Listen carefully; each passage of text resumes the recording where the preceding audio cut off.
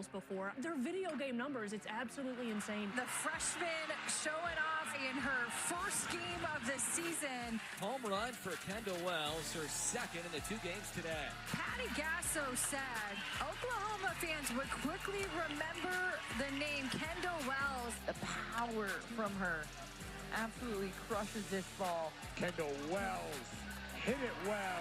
She does make it look easy, doesn't she? Not even a doubt. Kendall Wells sends this one out of the yard in a hurry. I mean, absolutely annihilated out of the stadium on a bomb, a nuke, a tank. Number 27 on the season, Kendall Wells. The SEC record is yours. She sets a new NCAA freshman home run record with number 31. Oh my gosh. There it is! Number 35! Wells as your new Sooner single-season home run queen. The fantastic, phenomenal freshman. I don't care who you're, I don't care what pitcher you're facing. What she is doing is unbelievable. It is can't-miss television when Kendall Wells is at the plate. She is one home run away from tying Laura Espinosa's 1995 record of 37, but Megan Grant and Jordan Woolry, the Bash sisters, on her tail too at UCLA. This is going to be such a fun postseason. Kendall Wells, though, we get the privilege of seeing her come to the SEC tournament, and we'll see her tomorrow as Oklahoma is the #1 seed. They won their second SEC regular season title. Okay, question. How is she doing this as a freshman to come in and hit like she is? Well, I think it's a testament to the development of youth softball all across the country. We're seeing more and more freshmen, and it's not really just Kendall Wells. I mean, Kai Minor's having a great freshman year. Townsend Thomas over at Florida. Brindley Baines had a good season at Arkansas. I just think so many young freshmen are coming into college ready to rock and ready to contribute right away. And if it's Kendall Wells specifically, she is just so strong, Tori. The way that she uses her lower half in her swing, it really makes the upper half just look effortless. I was at a game, I was at Bedlam when they played Oklahoma State. She hit a ball out to right field in that game. It didn't get higher than a foot from the top of the fence. Straight line drive out to opposite field. The ball just sounds different off of her bat. She is special. I'm excited to not just watch her the rest of this season, but the rest of her entire career, because I think she's going to break a lot of records. Yeah, and I think another thing, just to touch on her again, because it is so impressive what she's doing, but her ability to spray the entire field. She's not just a pull hitter. To me, that tells me that she's using the ground to get her power, right, to access all of that power. She's keeping her hands connected to her body, able to shoot that ball, and I like that it's a line drive. No more of this launch angle stuff. I want to see backspin line drives. That, to me, is the most truest way to hit a ball and see it rise over time. Okay, let me ask you about this Oklahoma offense as a whole. We know 58% of their runs come via the home run. That is second to Ohio State. What else is it about this offense that terrifies you? Because it's not just Kendall Wells. Yeah, I think it's their clutch factor, right? They find a way in situations to take advantage, not only of just what teams are giving them, but they almost go out there and they steal it away from them. And I honestly just look at the offense. They can do it in a lot of different ways. They have their entire offense just about is hitting over 300. And then you have half of that lineup is hitting over 400, which they've got the home run. They've got the average. They can steal bases. You mentioned Kai Minor. She's got a ton of speed up at that top of the lineup. And they've got experience in the Ella Parker, in the Cassidy Pickering. So they've got a little bit of everything. It's just simply not fair. This lineup, it's 1 through 9, and honestly 1 through 15 on this team. They could leave the Oklahoma program and probably be the cleanup hitter at a lot of different programs. Yeah. I mean, it's the athleticism. To your point, Tori, on the stolen bases, we'll talk about the power numbers because it's just so obvious.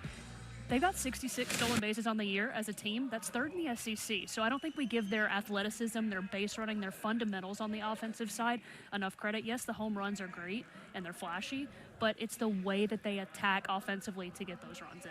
Okay, well, we'll see Oklahoma make its debut tomorrow as the #1 seed. But today we've got 4 games, and we are getting set for our first game of the day. Remember, Auburn has got to make it to the semifinals if they want a shot at making the NCAA tournament. They're going to open up with Texas A&M, who has now joined the party. On the call, Kevin Brown, Amanda Scarborough, and Alyssa Lang. Must-win game for Auburn once again. Kevin, take it away. It is indeed, Courtney, another win-or-go-home day for Auburn. The 14 seed pulling an upset yesterday. Can they pull an even bigger one today is the question against 6th-seeded Texas A&M. It's day 2 of 5 here at the 2026 SEC Softball Tournament on the SEC Network, presented by T-Mobile. Auburn was down 2-0, 5 batters into the game for Missouri yesterday, but the Tigers held firm and scored 6 runs in the final 2 innings. Go-ahead home run by Haven Roebuck, then Kyla Stroud off the bench in a pinch with another blast. A 6-2 win sends Auburn into the second round. A quadruple header of second-round games today. Arkansas and Mississippi State to follow, still to come Tennessee, Ole Miss, and LSU, Georgia. Great to be with you. Thanks for being back at Lexington with us early in the morning. Kevin Brown, 2-time All-American, Amanda Scarborough. Dribble setter yesterday morning. Started the game with a triple, walked twice, so reached base 3 out of 4 times. One of the most patient hitters in the country with 52 walks. And a close one here is wide for ball 2. Auburn 26-27 to be eligible to make the NCAA tournament. You have to be 500 or better, so they need 2 more wins. It figures that, especially with a quote-unquote weaker bubble, and if you get to 500 in the SEC with your strength of schedule, and Auburn's strength of schedule is very good, number 6, they make the tournament if they can pull off an upset here, and then of number 3 Florida tomorrow. Tall task, but it was a tall task yesterday, falling behind 2-0 after 5 Missouri batters and rallying to win. Shaw takes a changeup for strike 3, and Lessentine starts her game with a K. With Sydney Lessentine, you're going to have to deal with really a 3-pitch mix. She'll go up in the zone with her rise ball. She wants you to chase that pitch up out of the zone, especially to righties, up and in on their hands. The changeup has been a great pitch for her, as well as her curveball. So those 3 pitches, rise, changeup, and curve, are her 3-pitch mix. Changeup to the strikeout of Kylie Shaw, getting right at the knees on the outside corner. Best way to approach her specific mix if you're Auburn? I'd look for that curveball. Either being a righty or a lefty. She'll use her drop ball a little bit more this season, something that she developed in her sophomore year. Alyssa Hastings with a pop-up into left field, and Paisley Allen puts her away for a quick second out. Just been a different role for Sydney Lessentine, and of course Sydney Peters dealt with some injuries last season, so didn't get to pitch as much as she would have liked. But with the graduation of Emily Kennedy, it's been a very different looking Texas A&M pitching staff with some transfers, and Lessentine kind of blossoming as this co-ace. 2 down, Michaela Walker drives that first pitch deep to left field and gone. A first pitch assault from Walker, her 12th home run of the season, and the Auburn bats, which got hot late in the game yesterday, stay hot early on day 2. We saw yesterday Auburn take care of some curveballs on the outer half to them against some good pitching that they saw late in the game. This is a backdoor curveball or a low rise ball that Walker just is able to keep her hands inside of and pull down the left field line. A solo home run by Walker to get Auburn on the board first. What is that, 3 home runs in their last 3 innings that they've hit? That's right. After no runs in the first 5 innings of this SEC tournament, a big swing for Michaela Walker, and Auburn strikes first. Walker, who hit 8 home runs her first month of the season, had been just 6 for her last 54. That's a 111 average in 21 games. Strike now to Anna Lee Adams, 1-1. Chris Malveaux is hoping for better at-bats from Walker and Adams. They were 1 for 6, but a walk and a hit by pitch combined yesterday. Walker with a home run. And now the sophomore Adams, a first-team All-SEC player last year. Ball's out. And he takes one just off the corner, according to Megan Rabin's zone.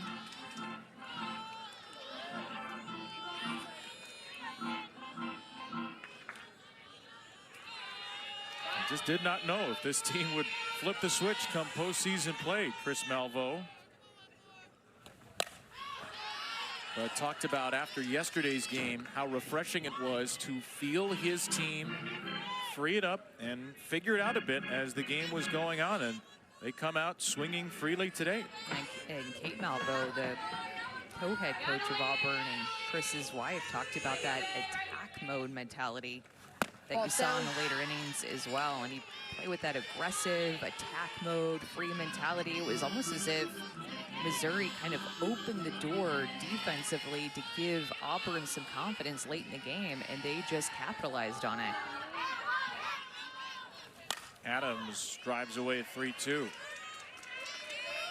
First Auburn run in the 6th inning came on a throwing error from the catcher Stefania Abriscato when Alyssa Hastings was caught between third and home in a failed squeeze play. Abriscato threw it away. Auburn got the first run, and that seemed to open the floodgates. Here's the 7th pitch to Adams. Line sharply down to third. Kennedy Powell picks it and throws her out. Good play by Powell, but a good swing by Michaela Walker. And Auburn opens day 2 with a long ball. Burst of home runs off the Auburn bats at the SEC tournament. Michaela Walker, the senior, a solo home run, getting on top of the Aggies early in this game.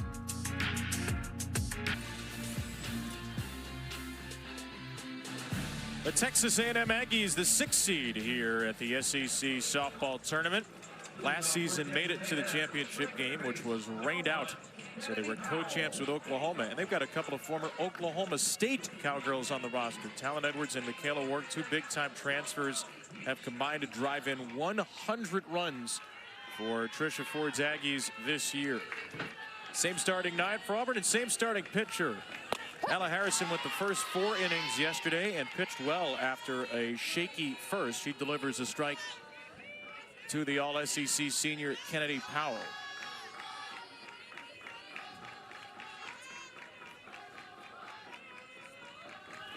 Ella Harrison really made some adjustments early in the game in that first inning to work out of a jam that she got herself into with a couple of leadoff walks. So a bit of a slow start. Her first ever SEC tournament game, transferring over from Rutgers and just a sophomore. So still a young pitcher in the circle.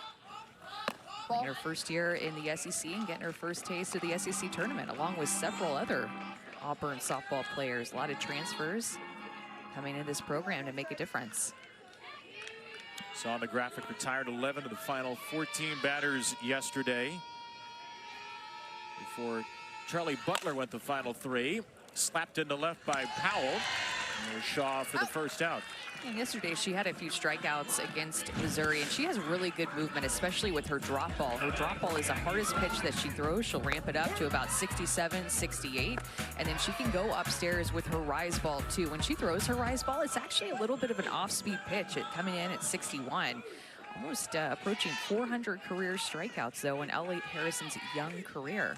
It's all sophomores. Talon Edwards gets her first taste of the SEC tournament. Had a terrific 3 years at Oklahoma State. Comes to Texas A&M this year, where she's played a very strong second base. Ball. And Edwards comes into the SEC tournament swinging a hot bat. 4 for 4 in her final home game Saturday. A 6-4 loss to Oklahoma. A career .313 hitter. 42 doubles, 17 homers.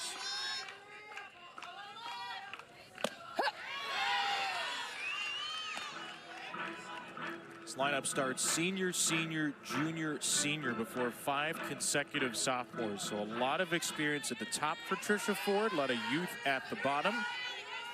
Edwards and Work, players who've been to the World Series before with Oklahoma State. As Talon takes a high strike 2. can tell Harrison, along with Lessentine, everybody trying to figure out this strike zone early.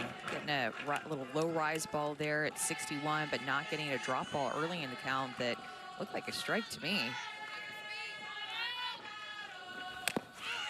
Down and in here. Edwards didn't hit it, so it's a drop third strike, and she gets to first. That was not a foul ball. That's a swing and a miss, but a ball that got away from Ratliff. I thought I heard the tick of a foul ball, but I mean, that is awfully close if she did not make contact with it. I thought I heard it live, but Edwards able to get on base. Just a nasty drop ball throw into the back foot. That is a great pitch for Harrison. Not scared to go inside to lefties like with that pitch. So a strikeout and a pass ball, and A&M gets an unusual first base runner. 18th pass ball of the year against Ratliff, who had a pass ball in the first inning yesterday, 2. Here's Maya Perez. Ball's up. He's already in a 2-0 count. And check out the shift that they have here on Maya Perez, where the left side of the infield is playing. That's Hastings playing basically behind Harrison. So you have 3 defenders up the middle of the field. You have Womack in center field, Hastings playing a literal second base or just beyond, and then Harrison, of course, delivering the pitch for a shift on Maya Perez.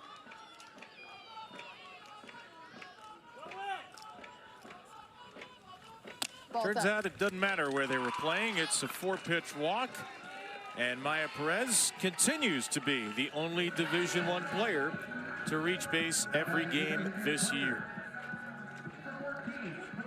You get a couple of free passes like this after Auburn scored in that first inning with a solo home run. You have to find a way to capitalize on a moment with multiple runners on. This is why Michaela Wark is hitting behind Maya Perez for moments like this.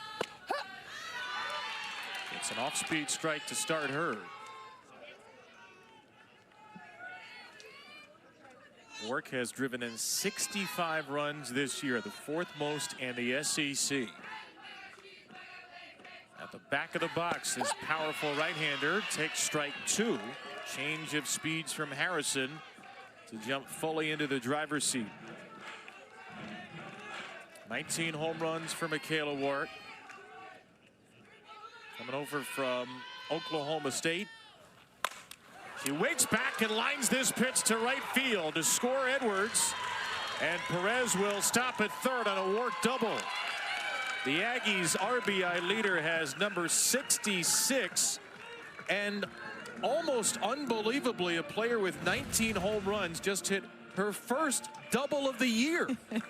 On a changeup with 2 strikes, and believe it or not, with 2 strikes and a not full count, Michaela Wark is only hitting 167. She's much better early in the count, the first or second pitch, so kind of hitting against what she's done all year, especially being able to make an adjustment on that changeup. They gave her a changeup early in the count. She took it, went to a drop ball, and then drove to right field a changeup with 2 strikes.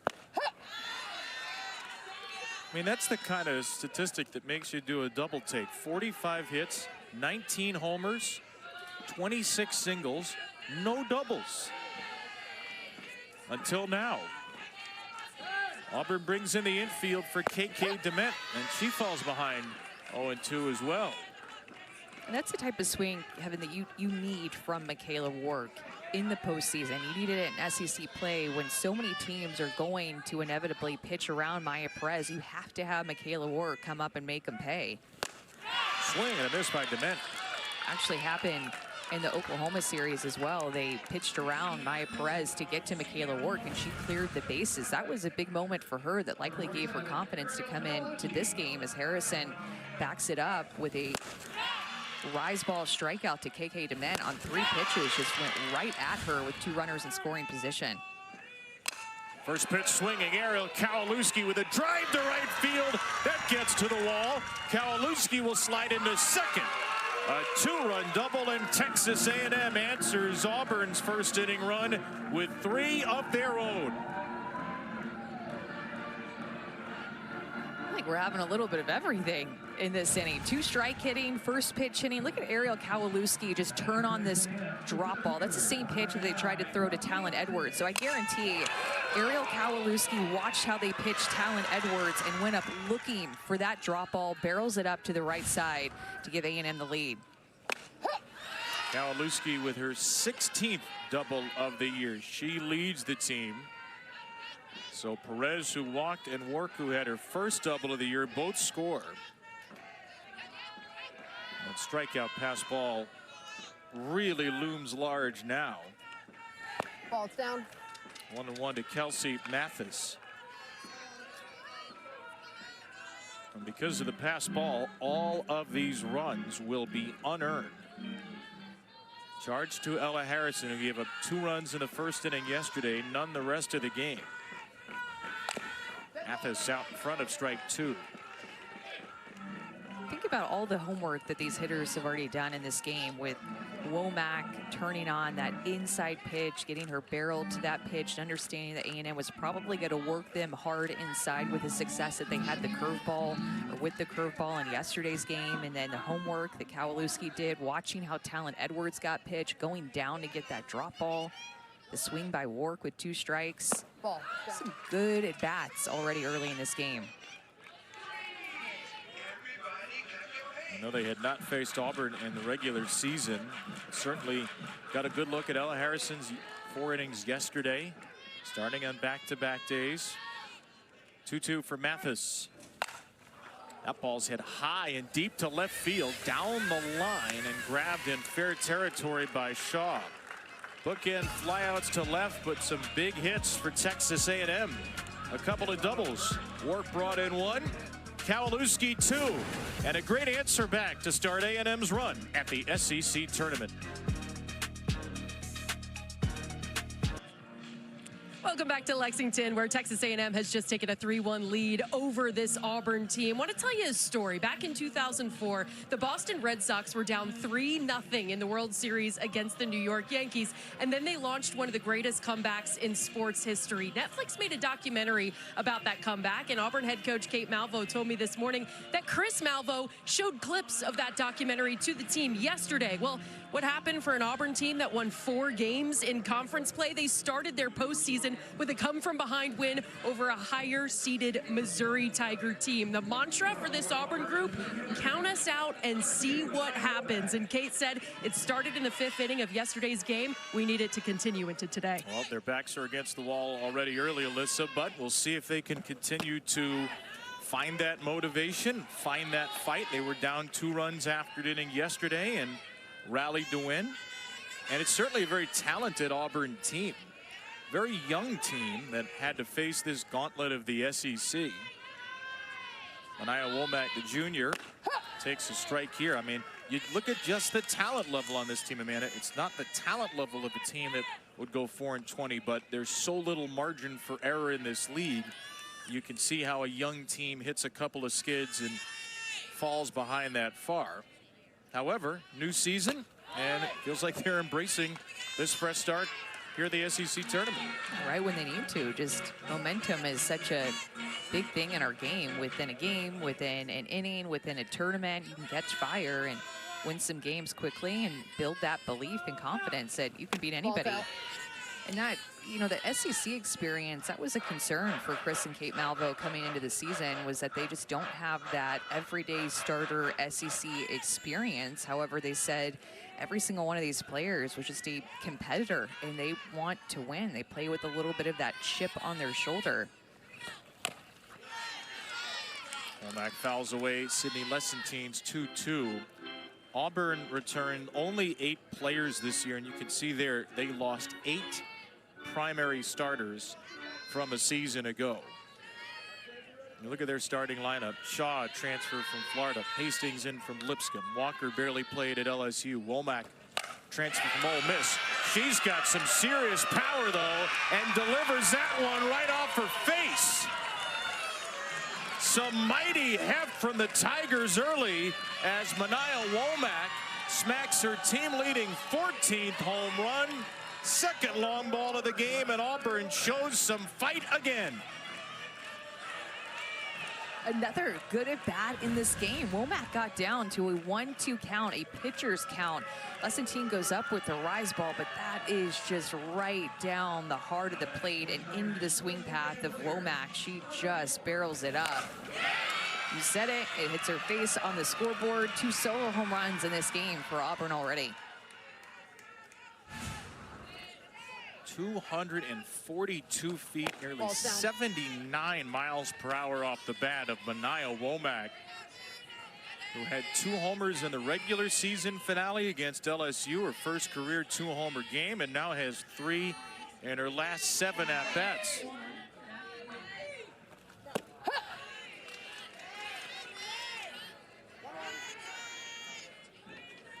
That's now 4 straight innings where Auburn has hit a home run dating back to the 6th yesterday.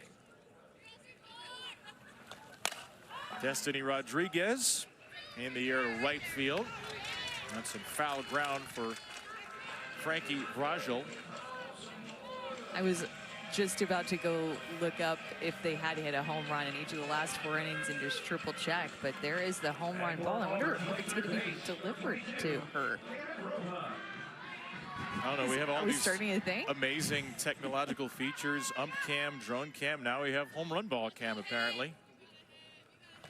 So at Little League World Series, when we're in Greenville, North Carolina, they deliver the ball to the parent. Oh no, also at the Women's College World Series, of course, they deliver the ball to the parents. But it's just such a special moment. That home run is just always something that is so cool about our game, and just watching somebody run around the bases and the parents getting involved.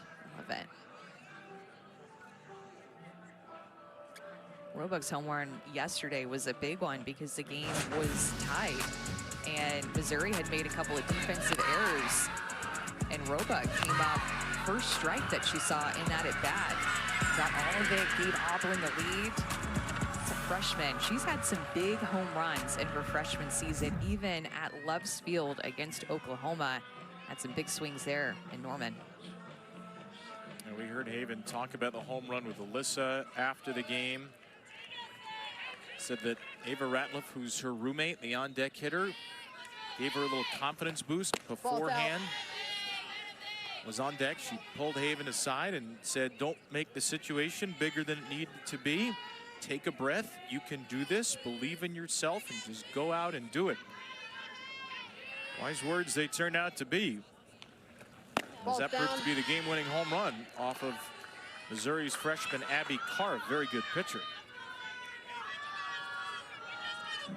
She looks pretty relaxed in the box right now, smiling at her teammates. And you mentioned Ava Ratliff. She's on deck. It's her roommate. Ball's down. And a 4-pitch walk for Roebuck. So a home run, a foul out, and now a walk here in the Auburn second. And we just saw Trisha Ford come to the circle, and now the catcher, Ariel Kowalewski, will come out quickly to the circle. Give a quick little pep talk to Sid Lessington.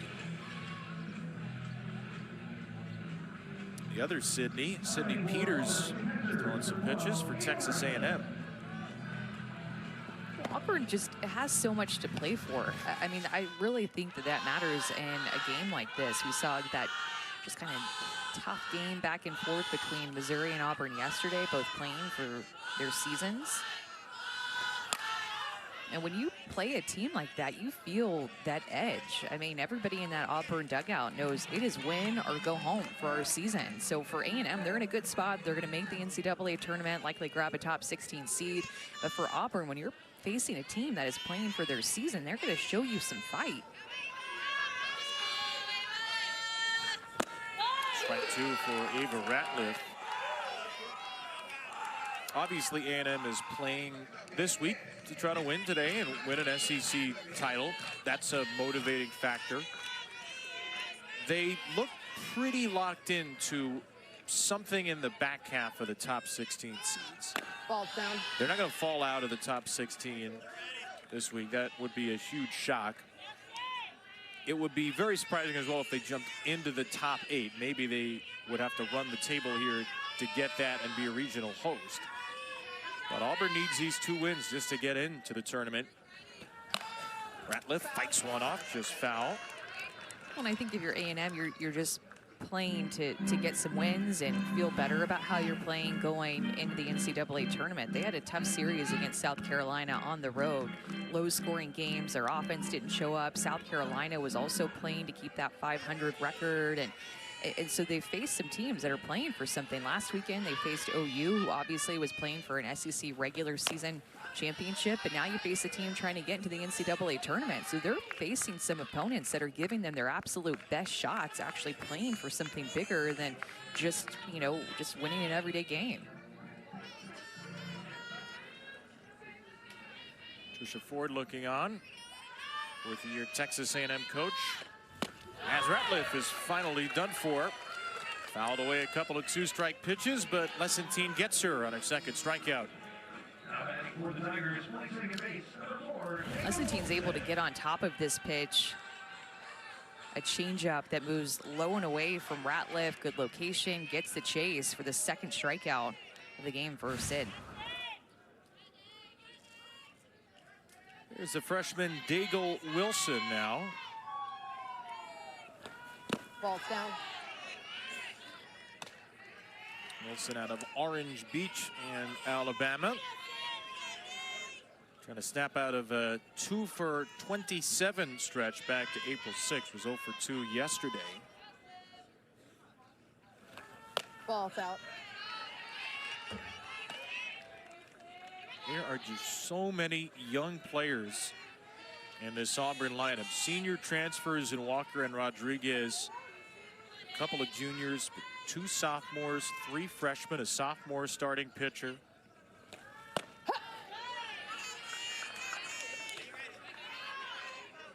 A low strike call there. It's 2-1. Experience in the SEC really does matter. I mean, it's difficult to play a full SEC season for the first time with so many faces who are doing it. It's a line drive to right by Wilson for a base hit. Just her 13th of the year in 65 at-bats. Go out and get this pitch. Change up, she just sticks with it on the outside corner. That pitch is a little bit up, it just doesn't move down, and she's just able to keep her weight back and drive it to the opposite field. Good piece of hitting by the freshman to turn over the order. Give Kylie Shaw, Auburn's leader in on-base percentage, a chance here. Shaw goes after the first pitch, floats it into right field, and it gets over the head of Rajal. That'll bring in 1. Here's Wilson trying to make it 2. No throw to the plate, and Shaw's got her second straight day with a triple. A 3-run first for Texas A&M, a 3-run answer back for Auburn. Sits back on another changeup. Look at Shaw just handle it well. A changeup that just stays up. She's not fooling them at times with this changeup, the one that stays up in the zone. Shaw connects with it. The Wilson single looked like it was an off-speed pitch as well, and multiple extra base hits in this inning for Auburn, where they were able to retake the lead. Kylie Shaw had 1 triple in the regular season. She's tripled in both games here at this SEC tournament, and Trisha Ford will make a second inning pitching change. The 2-out hit by the freshman Daigle Wilson sets up the triple from Shaw. Auburn with an early lead again. Oklahoma City. There will be a whole bunch of teams in all likelihood that you'll see this week in Lexington to make it to Oklahoma City, the SEC, with 10 of the top 20 teams in the RPI. And the Auburn Tigers need to win 2 more games to be NCAA tournament eligible. Have the lead as Texas A&M turns to its co-ace, Sydney Peters. Sydney Lessentine only gets 5 outs, allows 4 runs at least. And the junior from Santa Fe, Peters, takes over in the circle. Alyssa Hastings, number 2 hitter, Ball's out. takes ball 1. Auburn has just looked so ready for the mistakes that A&M has given them in this game. They've just looking to hit since that 6th inning against Missouri. This team is just passing the bat so well and connecting with pitches, capitalizing on mistakes. Ball's inside. Some close pitches have gone the hitter's way early, too. Megan Rabin, the plate umpire, has certainly had a hitter-friendly strike zone early.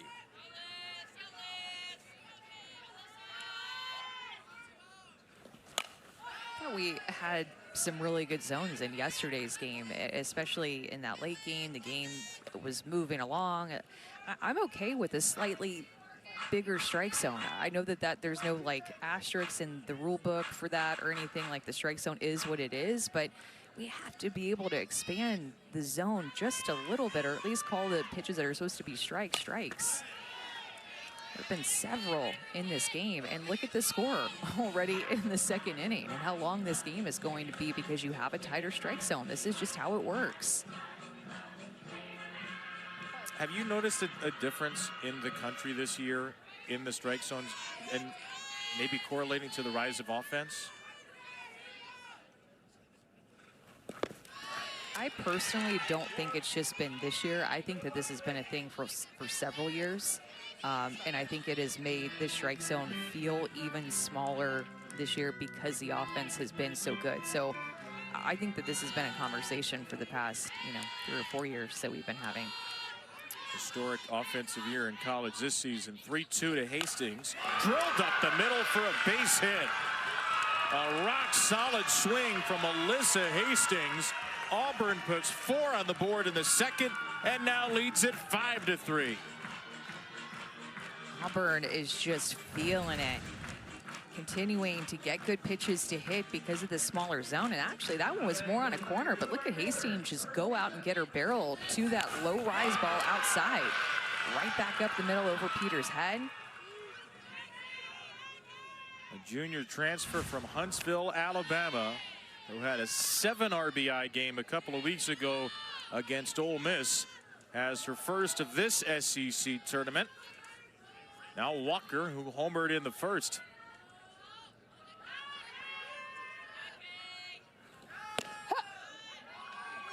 There's a strike, 1-1.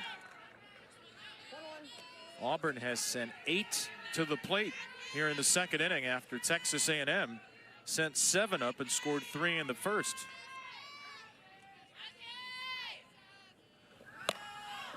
Fouled away by Walker. And stays in the field of play for Powell.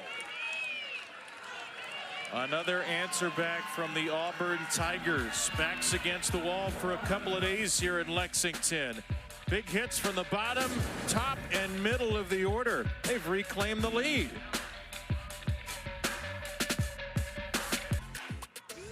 Number 1 overall pick in the AUSL draft or not today. And LSU Georgia. Paisley Allen with a foul pop-up. Grab by the shortstop Hastings. Still to come tomorrow. The top 4 seeds, including the number 1 Oklahoma Sooners, who've won 4 of the last 5 national titles, and the 4th-seeded Texas Longhorns, who won the last one. And some folks out on the berm today. Nice crowd on the berm, which was renovated the last couple of years here at John Kropp Stadium in Lexington, Kentucky. Will be the last on-campus SEC tournament, at least for the foreseeable future, as it'll head to the Huntsville, Alabama area, home of the AA Rocket City Trash Pandas for the next 4 years. The strikes here, Ella Harrison to Frankie Vrajel.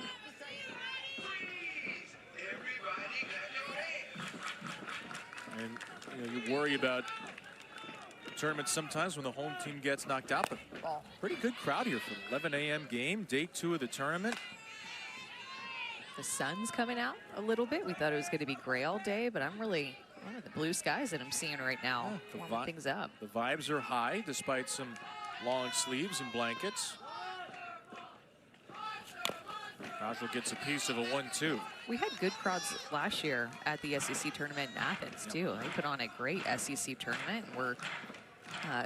Kentucky is being a great host here as well. The fans showing up with their softball hats. Kevin had one of those at dinner last night at the steakhouse. 2 of them, actually. Yeah, I had changed midway through.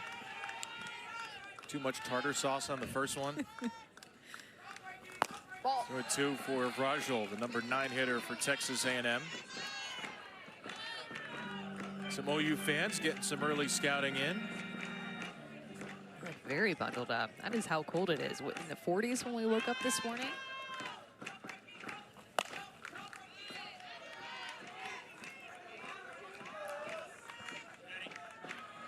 28 for the A&M sophomore Vrajul, down in the 9th spot. Started 51 of Texas A&M's 53 games this year. Again, 5 straight sophomores, 5 through 9 for Trisha Ford. And Vrajul slaps the ball down to third, where Haven Roebuck throws her out. She's followed up with another slapper in Kennedy Powell, who has just had a great year, her senior year as leadoff hitter for A&M. And had a chance to talk to Kennedy earlier this year about learning to slap, and she was actually self-taught. She's never had a slapping coach. What she would do is watch other people slap and then watch video of herself and try to make tweaks and compare. She really looked up to Florida's Kelsey Stewart growing up and kind of modeled her game after Kelsey Stewart, which you hear that from a lot of slappers. Kelsey Stewart, a lot of young girls looked up to Kelsey Stewart when she was at Florida and beyond. Ball's out. Well, she had a special swing Saturday. She did not slap. She had a 2-run home run, and Trisha Ford said, you have these dorky mom moments where you think, oh, she'll never forget this. And she said that swing's going to be one of those for KP, playing her final home weekend. This ball with some half-driven to center by Powell. That will get to the wall. But she is certainly more than just a slapper. Came very close to yet another home run. She'll settle for a 2-out double. Kennedy Powell, in early counts within the first 3 pitches, she hits almost 600 when she swings early in the count and connects. So this is not her swinging away, which she has done more of this year in her senior year. Worked on it in the fall. This is more of a power slap where she just powers it past Womack to get herself on second and scoring position for the middle of the order coming up for A&M. Need to answer back.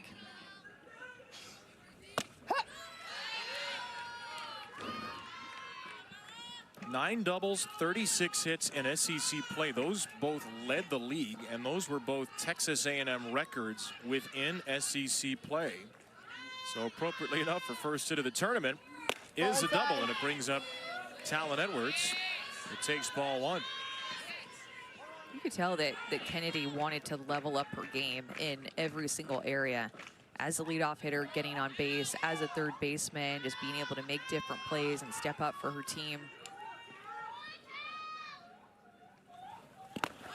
And the dirt, Powell gets a big lead. And we'll go back to second. Terrific base runner 2. And a streak of 42 consecutive steals over 2 years snapped this March. By Reese Atwood in that Texas series. He was her former travel ball teammate. He played on the same travel ball team, the Hot Shots. I don't know if there's a sport that's quite as small a world as softball.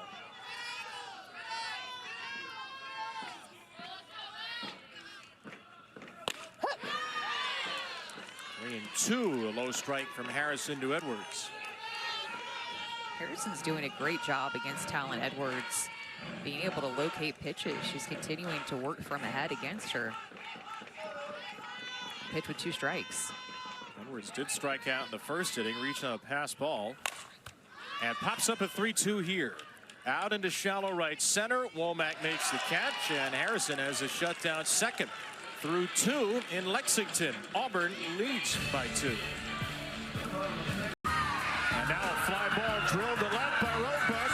At the wall, gone!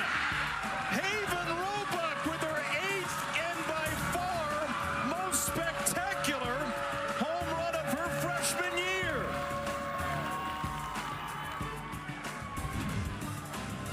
That was the swing that propelled Auburn into the lead in the 6th inning yesterday. They did nothing for 5 innings against Missouri, and they've done everything the 4 innings since. They have homered in 4 consecutive innings from the 6th inning on yesterday. They lead Texas A&M 5-3 through 2. Ball's out. And lest we forget, that the Auburn Tigers, they're the 14 seed here, they're 4-20 in the SEC, we know all that. They are just 4 days removed, Amanda, from losing a game 25-0 to LSU.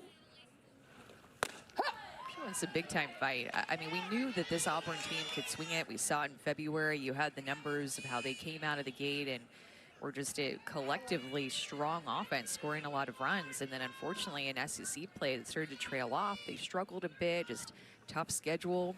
Young players with inexperience who are losing games in a way that they've never lost games before. But the postseason is kind of like hitting the reset button. It kind of feels like a new season within the season. Natalie Adams, the cleanup hitter, batting against Sydney Peters. Adams with a pop-up out of play. They made an adjustment in between innings with Riker Chasen now coaching third. He's their pitching coach and a pitch picker specialist over there. So probably over there trying to look at Sydney Peters like he's not taking his eyes off of her, trying to find something that she's doing to relay to the hitter.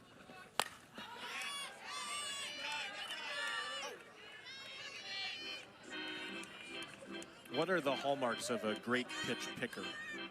So I was never really one. I feel like maybe I just look at the macro picture instead of the micro picture as much, but he's looking for something that she does in her glove, her grip, the way that she holds the ball inside of her glove, maybe the way that her arm on her changeup, I'm just making this up, this is not true, but her arm maybe is a little bent inside of her glove, her right arm on her changeup, and it's straight on her rise ball. Just anything that she gives away that he can relay to the, or he can pick up on and relay to the hitter. There's so many different tells, and there are some good pitch pickers in our game.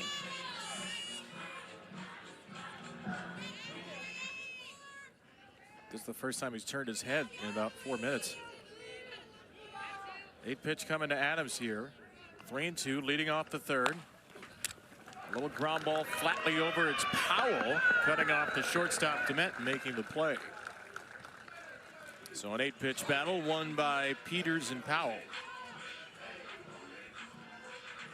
Could even be just the time after she gets her grip that maybe she takes a little bit longer on, again, making this up, maybe she takes her a little bit longer on her changeup to get her grip a half second longer or a second longer. He notices that. I mean, so many different things can go into it. Ball inside.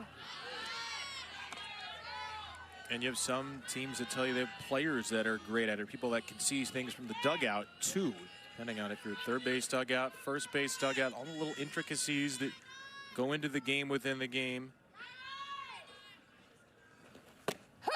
Is it easier to pick up on something this late in a year when you have 50 games worth of tape on a certain team, maybe 20, 30 games worth of tape on a pitcher? Yes, absolutely. Usually the coaches will even know going into the series or into the game about some certain tells that they've seen on film.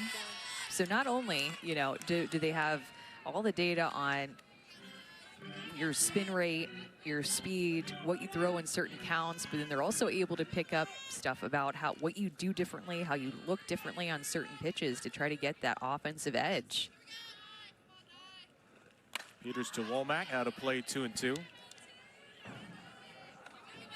Did you ever accidentally tip when you were pitching? I think I did with my changeup, and I did not keep my grip in my glove. I brought it out of my glove, but the way that you can help that is by having multiple pitches with the same grip, to where maybe one's fast and one's hard with that same grip, where you can't sit on a certain speed. A high pop-up by Womack. That will stay in play. Powell crashes down from third, and Peters, under the watchful eye of Riker Chasen, is retired before the 5 hitters in order. But I think that's such a big difference in our game, is hitters going up and knowing or having a very good idea of what pitchers like to throw in certain counts. So you just don't go in knowing, all right, Sydney Peters, her best pitch is her rise ball and her changeup. I'm going to look for either one of those two pitches. You go up in a certain count and look for a specific side of the plate or pitch and have a really good idea, because of all the data that we have in our game of what you're likely to see as a right-handed hitter in this certain situation. Let's see if Destiny Rodriguez is looking somewhere on 1-0. Ball's out. 2-0. Senior transfer from Tennessee. Slugging percentage got up about 90 points this year from her first 3 seasons.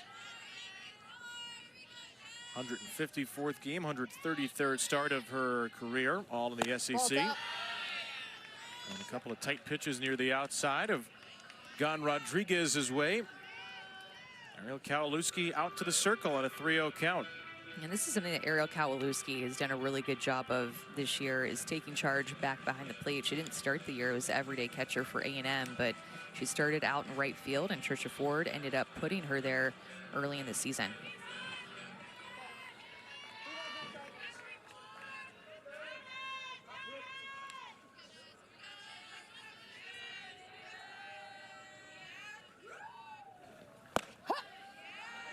Well, Trisha Ford talked about how AK, as they call Ariel Kowalewski, is so important because she's so calming and she gives great information. She said the days of catchers giving pitchers great information are starting to wane. She's got a little bit of old school in her, and she will coach these ladies up. Player who was not their starting catcher at the beginning of the year has moved back there. And she has to catch ball 4 here. Rodriguez is on with a 2-out walk. Started the first 19 games in right field, Kowalewski, and it was a pretty easy conversation. Trisha Ford, what do you think about going behind the plate? Kowalewski, okay. And she had not caught even at practice really before that game. But what it did is it made A&M stronger back behind the plate, and it made them stronger in the outfield as well, because then Kelsey Mathis started to become the everyday center fielder. Frankie Vrajel, who started in center field, moved over to right where she played last year. And Kowalewski stronger back behind the plate to manage this pitching staff, so the outfield defense got better too. Roebuck drills it to left field. Another deep drive. Another home run. They can't stop hitting homers. Haven Roebuck's second home run of the SEC tournament. Auburn has gone deep in 5 consecutive innings. So many 2-out RBIs too for Auburn in this game. They keep stepping up. Gets jammed a little bit, Roebuck does, but she's able to get to that pitch and send it out of here. Really didn't even get all of it. It was, is it gonna hit the fence? Is it gonna sneak out of here? And it absolutely did. 6 RBIs for Auburn with 2 outs in this game.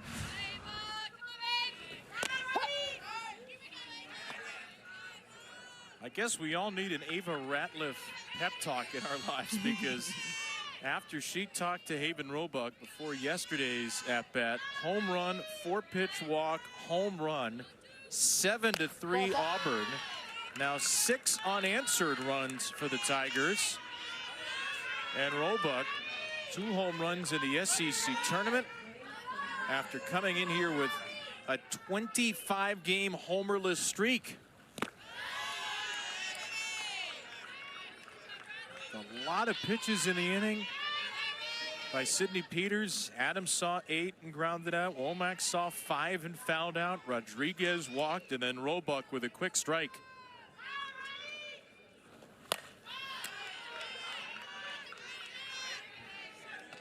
You know, and it's just interesting because yesterday Missouri gave them curveballs, so they were able to capitalize on those curveballs and square them up to send them out. And today A&M is pitching them a little bit more in, and they're getting their barrels to these inside pitches to the righties. Take by Ratliff. The count runs full.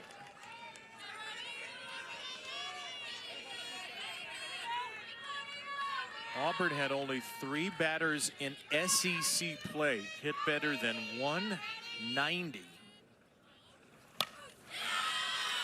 Now this is just a staggering stretch. They had all these home runs early in the season, and the bats went ice cold. Auburn hit the 2nd fewest home runs in league play in the SEC this year. And they have homered in 5 straight innings here at the tournament. Ratliff, a little floater. That will find some green grass in left center.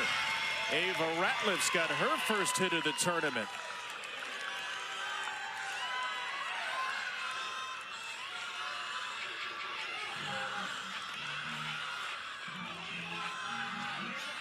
3 straight 2-out base runners for Auburn, which leads at 7-3 here in the third. The dugout's going crazy for Ratliff.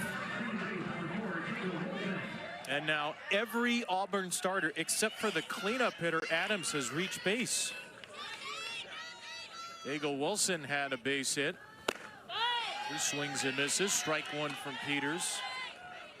Well, it's no surprise, too, with Chris Malvo being such a great hitting coach, as one of the co-head coaches for this Auburn team. He has gone to different stops within the SEC and had a ton of offensive success at each of them. Good ball, right here.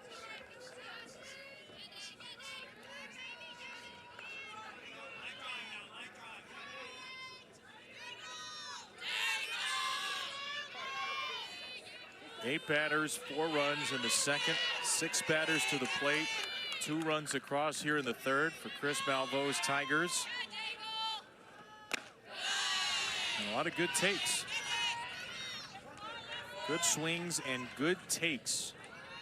Chris Malvo talked about wanting his team's swing decisions to be better, what we're swinging at, how we attempt, need a little more continuity and steadiness.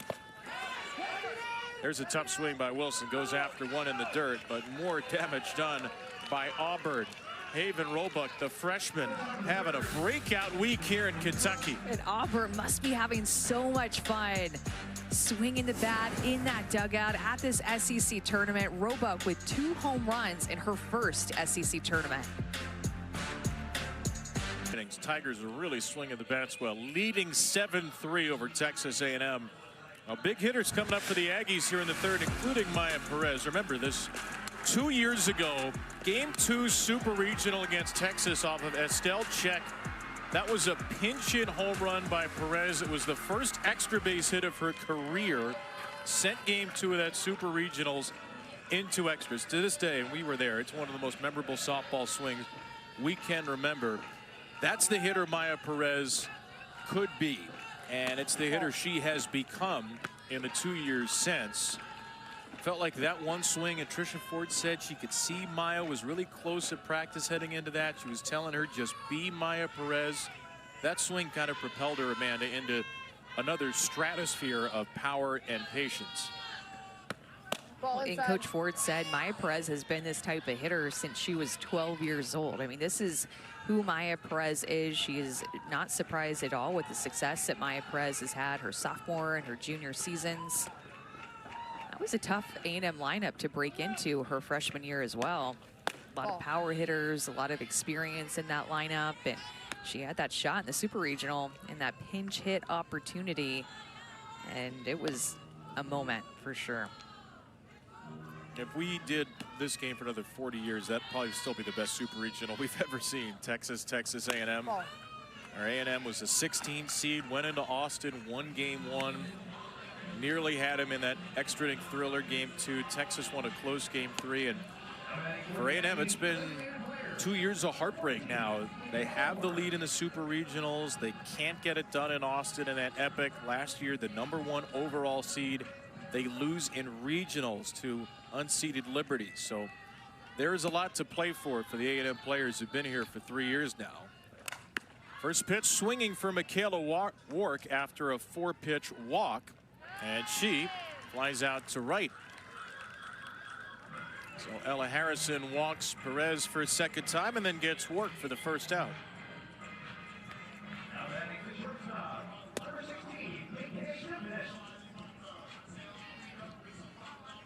KK DeMent struck out on a rise ball her first time.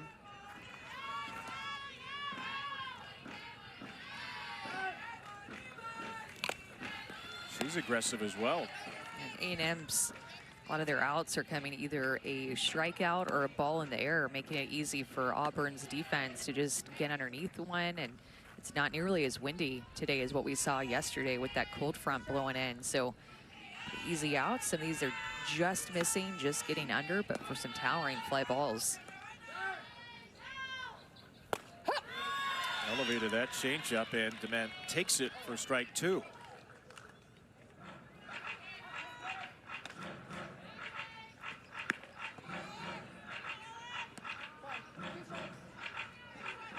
Well, Harrison gave up 2 in the first yesterday. He pitched 3 scoreless innings after that to keep Auburn in the game. Gives up 3 in the first today, all unearned because of a strikeout passed ball. A scoreless second and out in the third. Difference today, she's pitching from ahead. Her offense didn't give her any run support. They scored the runs when she was out of the game in the 6th and 7th. That's a little bouncing ball foul. And we'll do it again on 1 and 2.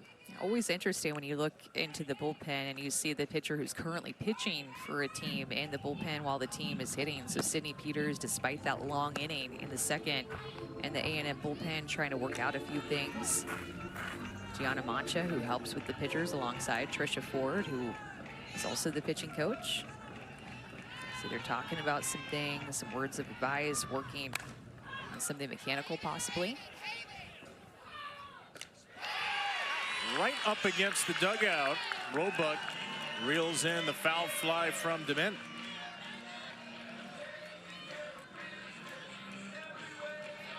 Two out after the leadoff walk. Now batting the catcher, number 47, Ariel Kalinski. Ariel Kalinski doubled in 2 in the first. Right down the heart for strike 1.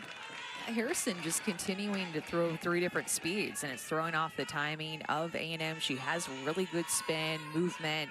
Riker Chasen and the Auburn coaching staff are really high on Harrison coming into their program with her stuff.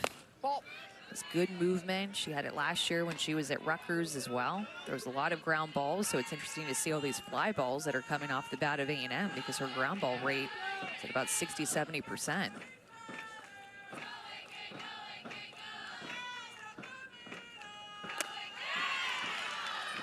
Spin on that one up and ended Kalinski. 1 and 2. Chris Malveaux told us she's got a gift being able to manipulate the ball and make it do a lot of things up and down. Sometimes command can be an issue, but the only walks today were of Perez, which felt about as intentional as an unintentional walk gets. And after the walk of Perez, 1, 2, 3 against A&M's 4, 5, 6. Over there that way too. An Auburn team that again was the 2nd worst home run hitting team in league play this year. 5 homers in 5 innings, and you talked about 2-out runs. 9 of the 13 RBIs with 2 outs in the last 2 games. This has to be doubly frustrating for these pitchers. They're being really tough outs. They're having really good takes, having an understanding of what they're looking for, what a pitcher is going to throw to them with 2 strikes. You can just tell that they're locked in. And even to the point where last inning when Sydney Peters went out, she got a quick 2 outs to lead off the inning. And then Destiny Rodriguez drew, I think it was a 4-pitch walk, if not a 5-pitch walk. She threw 1 strike in there, and then Roebuck, boom, hit the home run after that walk. That 2-out scoring is just devastating if you're the opponent, and it's invigorating if you're the offense that's hitting it.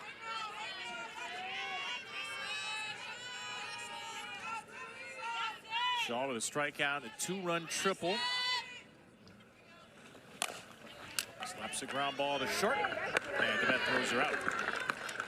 Leadoff hitter retired, 3 out of 4 innings by Texas A&M pitching. Again, early in innings, maybe not much of trouble for the starter Sydney Lessentine and now Sydney Peters. Later in the innings, the big trouble. Lessentine went just an inning and 2/3. Got 5 outs, gave up 5 runs, 4 hits, 1 walk, struck out 2. Peters has relieved her. 50th pitch in relief. And a strike to Hastings, who has an RBI hit. Auburn, one of 13 teams to make 11 consecutive NCAA tournaments, has to win today and win tomorrow. That one stalled it right to Perez.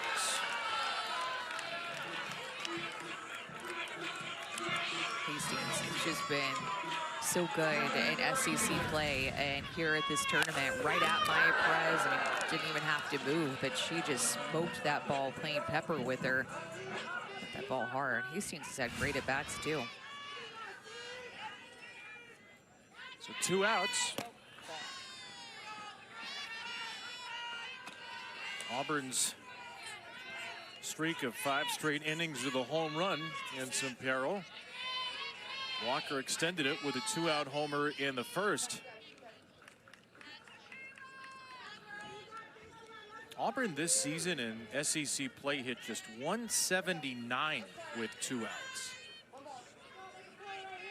And today Auburn is hitting 667 with 2 outs, 6 out of 9. As Walker takes a big rip. This is a player, Michaela Walker, only had 75 at-bats in 3 years at LSU and transferred over to Auburn as a senior. Somebody that Chris Malvo watched while she was in high school. A drive to left field here. That's going to loop foul and be caught by Allen. So finally, A&M holds Auburn off the board. See if the Aggie Bats can get back in the game. Line the team up, very animated. Not performing well, she said, in any aspect. You don't see her do that a lot either. Watch a lot of A&M's games, and you don't see her pull them together like that unless it's absolutely needed. And I caught the tail end of what she said, guys. We will go home. So really firing up her team and reminding them what's at stake here. She was hoping, Alyssa, that they would get some motivation from last weekend, too. The tough series against Oklahoma.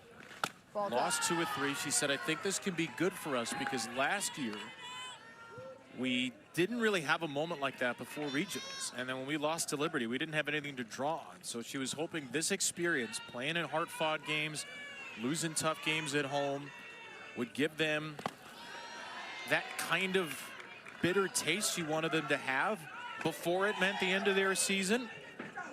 But she knows her team's looking at the end of its SEC tournament run very quickly if they don't get their act together in the final 4 innings. 3-0 for Kelsey Mathis here. Leading off the 4th, Mathis, the number 7 hitter, takes a strike from Ella Harrison. When we talked about that tough end of the season for A&M, they lost the series at South Carolina and then hosted OU and lost that series, but that should leave a little bitter taste in your mouth. Those losses that start to pile up toward the end of the season to play well in a tournament like this, to feel your best about yourself going into the NCAA tournament. Did not swing the bat well at South Carolina. South Carolina pitched them extremely tough in Columbia, and then of course you're having to face Oklahoma, SEC champs, last weekend.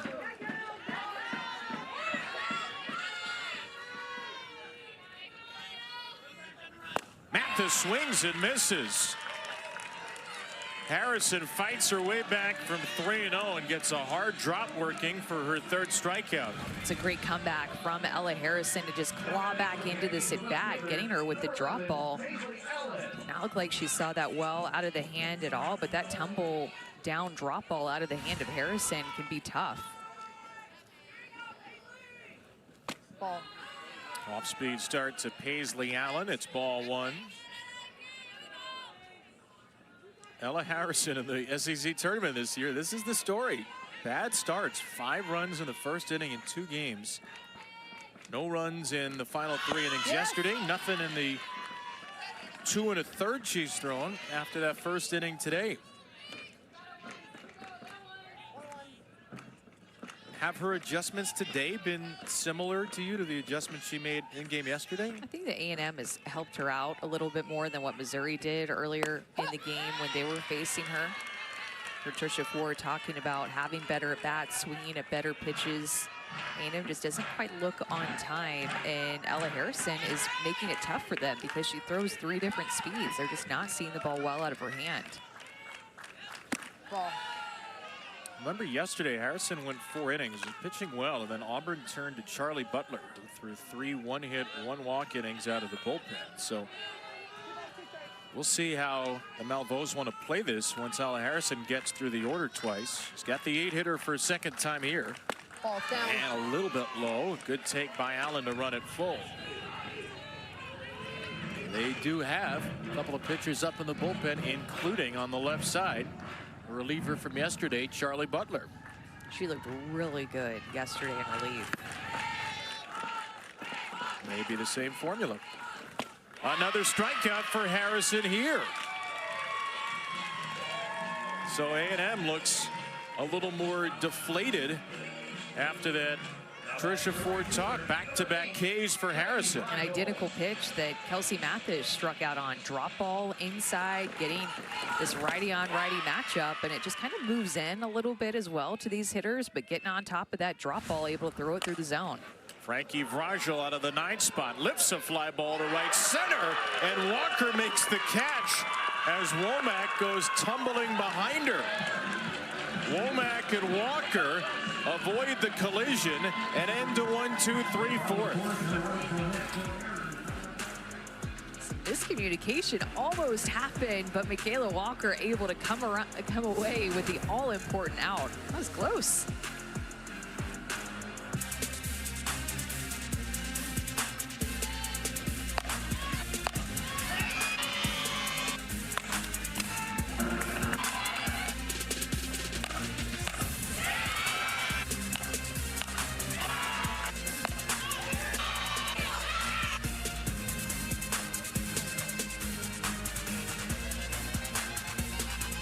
Been a War Eagle kind of morning.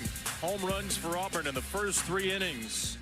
The SEC tournament trophy to be handed out on Saturday. The Tigers are trying to make it to Thursday. 14th seeded Auburn leading 6th seeded Texas A&M 7-3. Kevin Brown and Amanda Scarborough here in the booth. Alyssa Lang downstairs on our wonderful SEC tournament crew. It's a quadruple header day here on the SEC Network. Our second game about 35 minutes after the conclusion of game 1 will feature 7th-seeded Arkansas and 10th-seeded Mississippi State after the Bulldogs won on a walk-off yesterday. The next 2 games will be Tennessee versus Ole Miss, the 5 and the 13, and the 8-9 game LSU Georgia. Top 4 seeds waiting tomorrow. Winner of this game gets Florida tomorrow morning, 11 Eastern, 10 Central. Alabama, Texas, and Oklahoma will all begin their SEC tournament journeys tomorrow as well. Annalie Adams in a 1-2 count here against Sydney Peters. 2 competitive games yesterday to start, and then a 2-0 win for Ole Miss last night. So 3 close games to start day 1. Amanda, you felt like this had the potential to be as good of an SEC tournament as we've ever had. So far, it's lived up to the billing.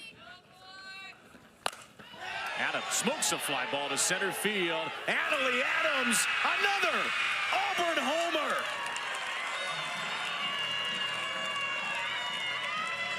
The only Tiger in the starting lineup yet to reach base today reaches every base.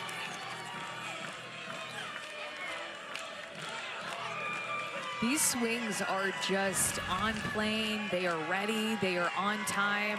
Rise ball and a pitcher's count. Look at her go up and get that. That was about letters high. Boom.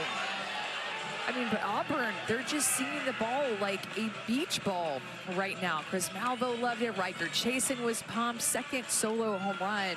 Excuse me, 3rd solo home run in this game. Trisha Ford went out the circle. Now she's chatting with her infield. They can't find the answer, and Auburn can't be stopped. Adams, a first-team All-SEC player a year ago, has seen her power numbers drop about 200 points this year, but finds the slug late. And the Auburn Tigers have their first 4-homer game since the end of February.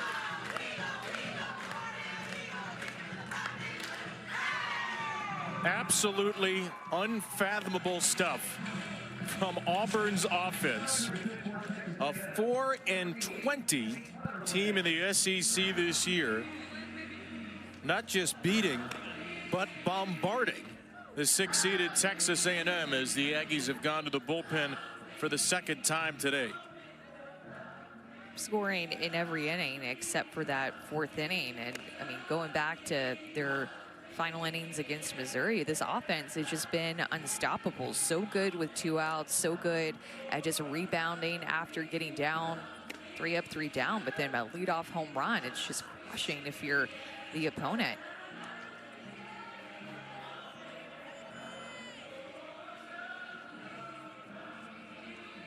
Whatever's going through Tricia Ford's head right now, it may not be suitable for television. She wore out her team at the middle 4th inning break. A&M goes down 1-2-3, 2 strikeouts, and then immediately Peters gives up a homer. Kate Munnerlyn, the third A&M pitcher of the game. Lexington gave up 5 from the start. Peters gives up 3 in 2 1/3, and now they'll hope Munnerlyn has the answers they've been looking for. A home run by Annalee Adams. A couple of hits at the SEC tournament for her, the sophomore from Liberty, Indiana, the 4th Auburn home run today. What a show.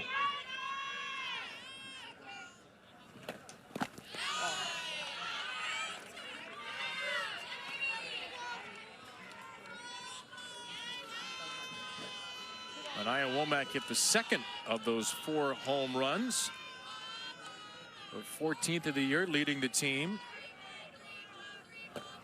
I think it also really goes to show how well Sierra Harrison pitched yesterday to keep Auburn off balance. So a lot of credit to her. And we had some tough senior pitcher quality starts that just pitched so well that ended up losing and ending their careers on this field yesterday. Sarah Hendiges for Kentucky was the other one. Sierra Harrison had a great start, ended up losing.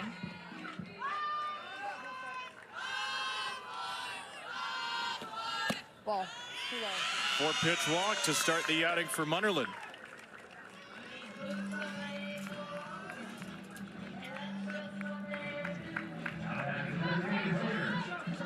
Third walk of the day for Auburn. Tricia Ford punching in another pitch call. Destiny Rodriguez has flat out and walked. Munnerlyn bends in a strike. The most runs for Texas A&M allowed in the SEC tournament since their first ever game at the SEC tournament. Ball. Remember, this tournament used to be a quick trip for A&M. They were only 1-8 before Tricia Ford took over. They lost their first 7 SEC tournament openers. This ball driven to right by Rodriguez. Hangs up there for Vrajel, 1 away. Under Tricia Ford, they've made the semifinals back-to-back years. Last season, made it to the championship game, a game that never happened because of rain with Oklahoma. Their fortunes had turned around in the tournament the last 2 years. But Auburn has turned around this game with 7 consecutive runs after the first inning. Now here's Haven Roebuck. Might be the most dangerous hitter on the diamond today. Batting in the 7 spot for the 14 seed. Homer, walk, homer in her last 3 plate appearances. Every time she steps up to the plate early in the count, you have to be paying attention to Haven Roebuck right now. She's been so aggressive. Outside pitch that she got around in her first home run of the SEC tournament that drove an inside pitch as well. She is just seeing the ball so big here in Lexington. Kate Munnerlyn misses a little up for ball 3. Kate Munnerlyn is pitching Haven Roebuck like she's the most dangerous hitter at the SEC tournament. Lefty who's got a 7.47 ERA in her first 12 relief outings of the year. 4-pitch walk for Roebuck. 2 4-pitch walks and 3 batters for Munnerlyn. Well, and remember, Chris Malvo is a graduate of Texas A&M. In fact, he was a softball manager under Joe Evans back in the late 90s, and that's really how he got started within the sport of softball. Became a manager. At first he was a fan, so him and a group of guys that were his friends at A&M started to first go to Aggie women's basketball games and be a group that cheered them on. I think they were called the Aggie Gents, and then they went across the street like, hey, let's kind of check out this softball thing. Started to cheer on the softball team, fell in love with it, and then became a softball manager on staff at Texas A&M. And now here he is, head coach of an SEC school. I mean, he's had a few stops, you know, in between that softball manager at A&M and the head coach at Auburn here, but an Aggie through and through, and that's where he got his start.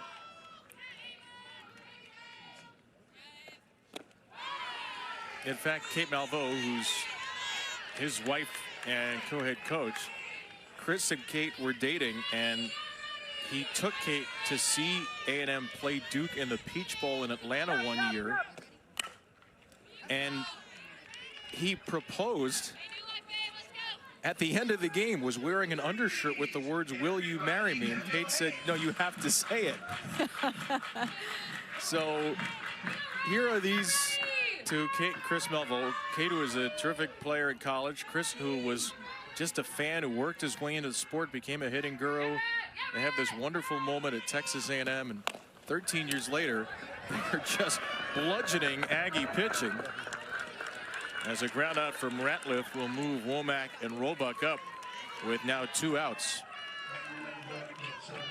It's one of those crazy, only in your dreams kind of stories that this sport can provide. Assistants together and on staff together at Missouri and Tennessee. After Mickey Dean's retirement, they named the co-head coaches here at Auburn. Uncommon, but does happen here and there in the sport. Of course, they were at Tennessee, where for many years Karen and Ralph Weekly were co-head coaches. Just Karen Weekly after Ralph's retirement a few years ago. And with a win today, they'll have Auburn to 500. They'd have Auburn 1 win away from being NCAA tournament eligible. And they're going to choose this moment to pinch hit Kyla Stroud, who hit a 7th inning home run off the bench yesterday. Another one of these home run moments for Auburn. Late in the game, off of Abby Carr. Got a mistake and just unleashed on it. Part of that early home run momentum that they're continuing on in this game.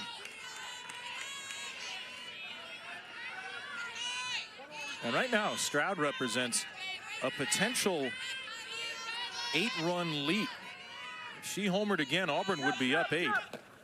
And would be in a position to run rule A&M with a scoreless 5th. It's her first home run since February 14th against the mighty Binghamton Bearcats. Purveyors of chicken speedies and much more in the America East. Strike to Stroud, it's 2-2.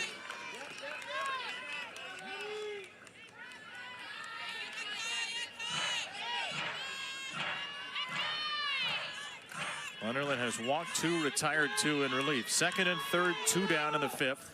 Way upstairs, it's 3-2 for Stroud. It's a good job by Kowalewski to go up and get that rise ball that was a little bit wild there. The runner on third base, every run so critical right now. So going from her squat all the way up to full extension to grab it.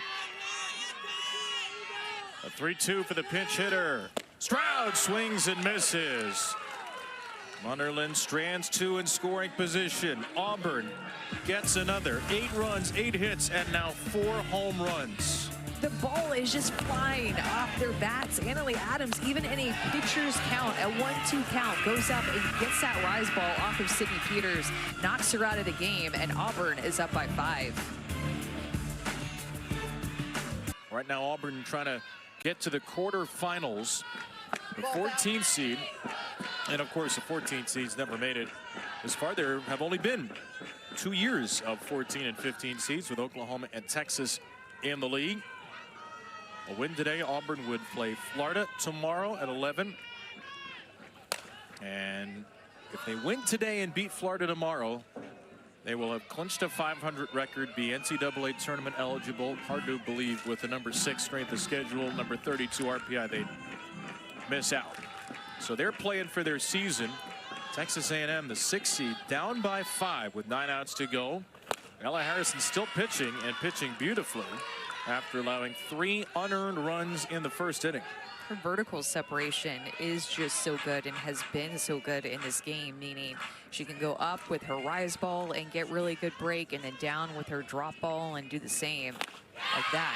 her drop ball moves about 8 to 10 inches down. And when you look at the separation of her rise ball that moves 8 to 10 inches up, I mean, that is such a great vertical spread. But this drop ball, both to lefties and righties, basically in that exact same location, has been a strikeout pitch for her today against A&M.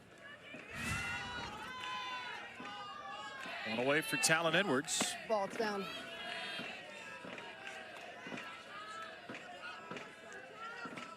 That strikeout against Kennedy Powell, speaking of vertical break, over 11 inches of down vertical break. Ball's up. For folks who aren't as aware, can you contextualize that? How much is that compared to an average pitch?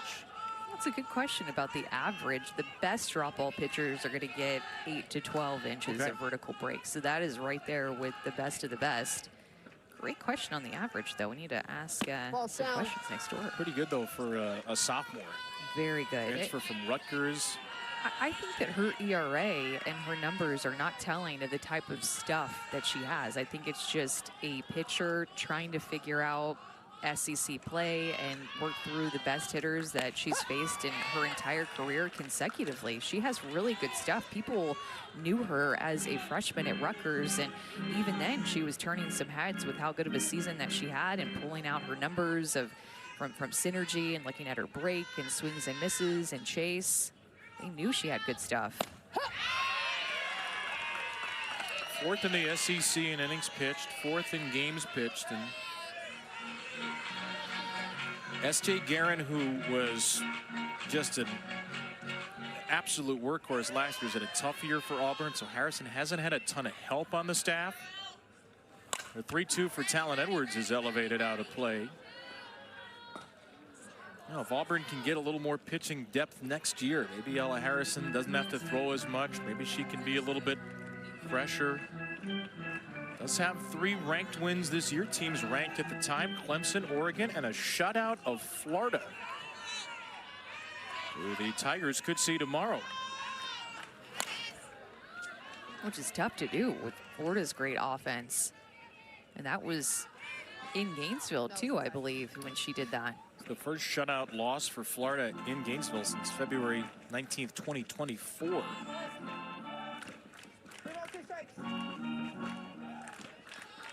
Sophomore, a long way from Clarence, New York. 3-2 for Edwards, again driven to right and foul and out of play.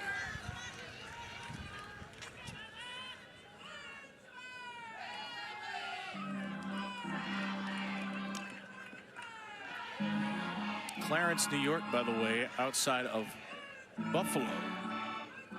I was literally going to ask you, knowing that you're from New York, where that was. I had never heard of it until ready for this tournament. And my sister went to the University of Buffalo, so I really never heard of it. That ball off the glove of the first baseman, Adams, and then it just died on the grass. So Edwards is the first base runner to reach in the last 8. That'll be an error against Adams, her 10th of the year. Here's a look from the ump cam down the first baseline, which is pretty cool that we have that here at the SEC tournament.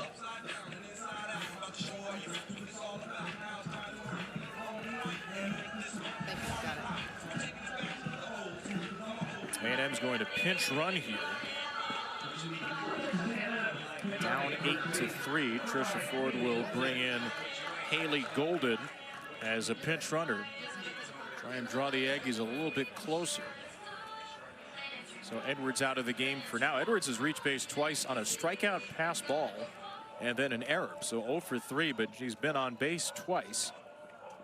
Well, this is a good time for a timeout here with Maya Perez coming up and Riker Chasen coming to speak to Ella Harrison and Ratliff about how they want to approach this at bat. You're up by 5. You have some options here. However, you still want to pitch her carefully. It's not like you want to go at her. You want to either pitch around her or make her get herself out, because I'm coming from you don't want to give A&M any offensive momentum right now.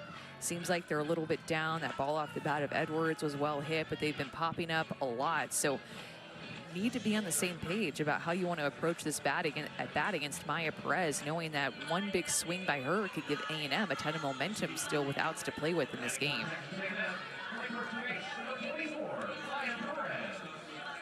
Perez is getting the full Brie Ellis treatment today. 8 pitches seen, 8 balls. On base percentage .615. Will she ever get anything to hit? Got a strike there right around the knees. That would be a tough pitch to hit anyway. Pitcher's pitch there, getting the strike.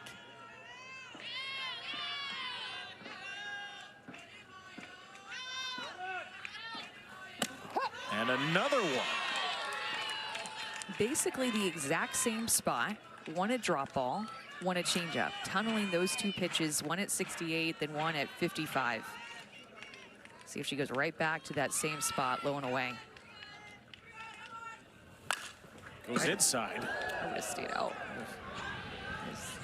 She's really good, though, at throwing to that back foot of the lefties. It's just tough to sneak one inside against Maya Perez with how quick her hands are.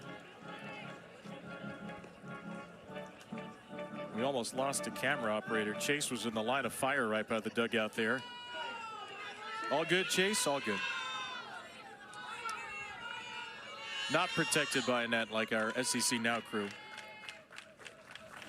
Perez goes up to chase a pitch way up and out of the zone. And the ball lands next to the plate, and it'll be a foul ball.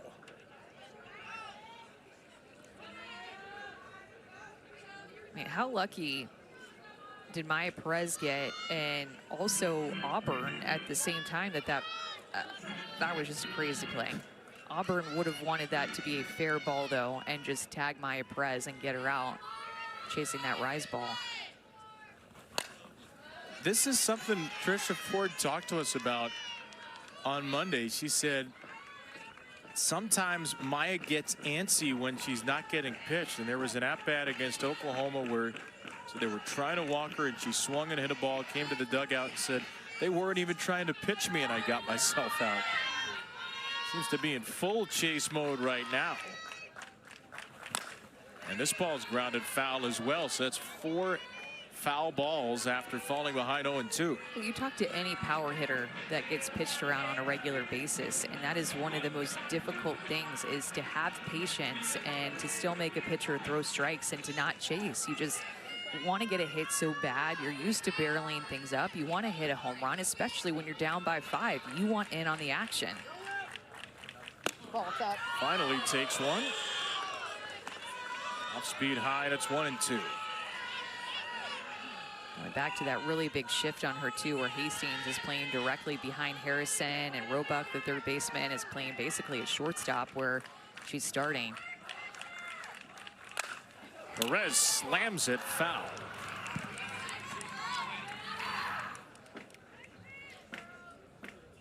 In the outfield, playing her really deep. Womack is playing with their heels on the warning track, and so is Shaw as well as Walker. I mean, all 3 outfielders are about as deep as you possibly can get. Yeah, Shaw's basically the 4th member of our studio crew right now.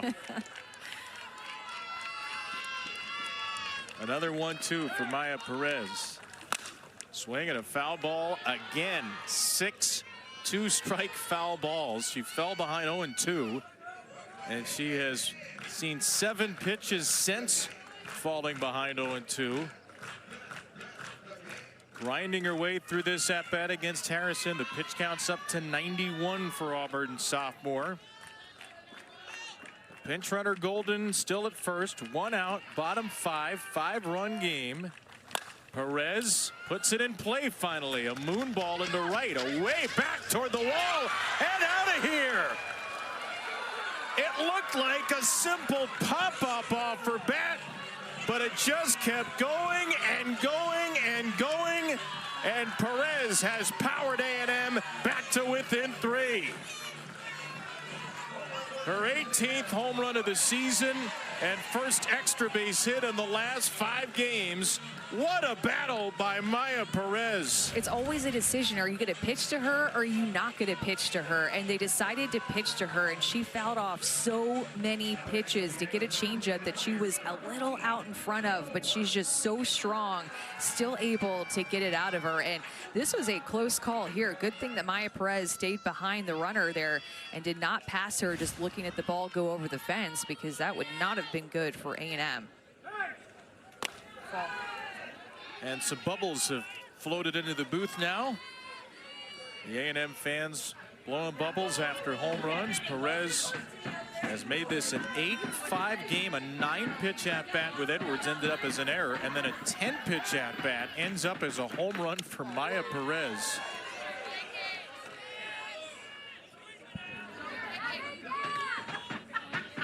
As much raw power as just about anybody in the country. That home run number would be a lot higher if she wasn't pitched around so frequently. I mean, she had this no doubt 31 walks in SEC play alone. It's crazy. It's crazy. She's got 52 walks, 13 strikeouts on the year. She's been hit by almost as many pitches as she struck out. Just a preposterous stat line. And now a 4-pitch walk of Michaela Work. And Ella Harrison has hit the skids here. A&M down by 6 against Mississippi State last month. Rallied back to win. They're trying to rally from down 5 today, and they will send another pinch runner out as Maya and her teammates celebrate on the railing.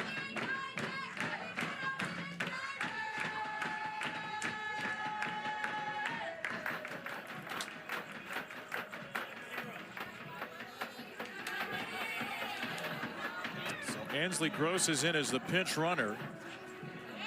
Worked the designated player out of the game for the time being, and it looks like Ella Harrison's day will be done.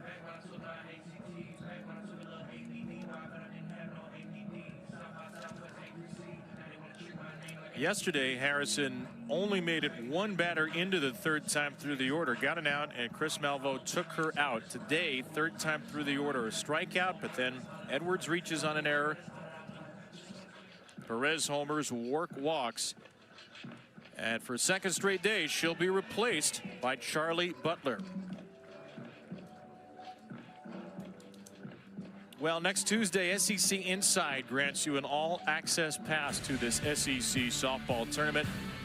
Never before seen footage and sounds from the week right here in Lexington. It'll be Tuesday night at 10 Eastern, 9 Central, right here on SEC Network. There's already been so much drama in just 3+ games at the tournament, and 3 more to come today. Arkansas, Mississippi State, our next game. The 10 and the 7 seeds.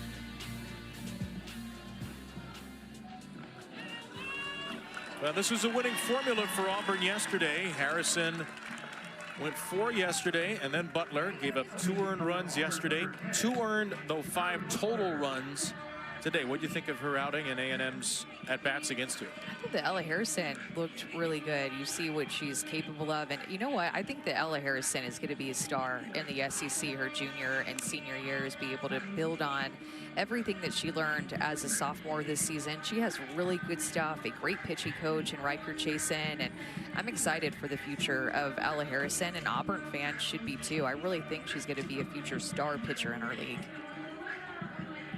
She leaves with the lead at 3, and here's Charlie Butler. Tremendous yesterday in relief. Did not strike out a batter, but not a lot of hard contact. Got a ton of outs on the ground and picked up the win as Auburn beat Missouri. Yeah, she throws, I think, at about 65, 66 miles an hour, but Missouri did have a difficult time getting their barrels to her pitches. I think she throws a heavy ball, especially inside to right-handed hitters. Well, here's the big pinch hitter for Texas A&M. Maddie Sawney, 8 for 17 as a pinch hitter this year. She'll bat in the 5 spot for KK Dement and grounds the first pitch foul off herself. That ended up hitting off of her foot, and you could tell that Maddie Sawney, because Charlie Butler likes to throw inside to right-handed hitters, is already starting to sell out a little bit for the inner half by stepping open toward third base. In the middle of the windup, when Charlie Butler was delivering, that left foot started to stride open toward third base. Maddie with a fly ball to center field sends Womack back in front of the wall, and she makes the catch. And a bold move by the pinch runner Gross. She is called out at second to end the inning. Tricia Ford will call, it appears, for a replay review here and call for a challenge.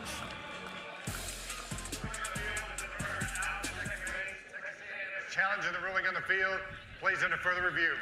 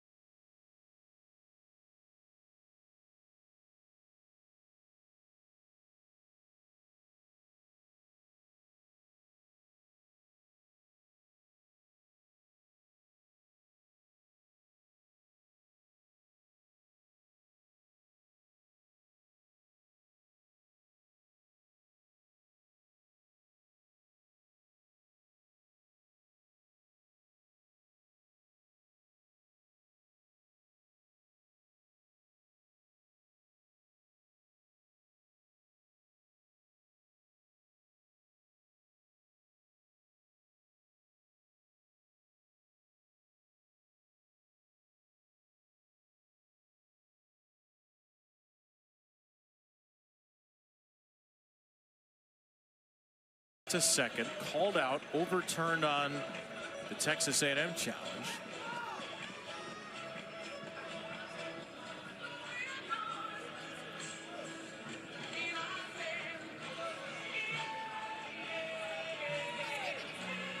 Again, each team has 2 coach challenges. Let's see if they even have a case. Like she left on time. But it's a great question. I mean, that is like right on time. She really living on the edge there with how close that was, but nothing going. So Ariel Kowalewski, runner at second, 2 out. Ball top. Been a few minutes since Charlie Butler had thrown a pitch there because of the review and then the conversation.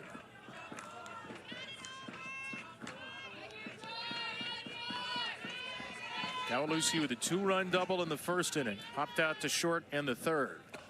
Ball. And takes ball 1.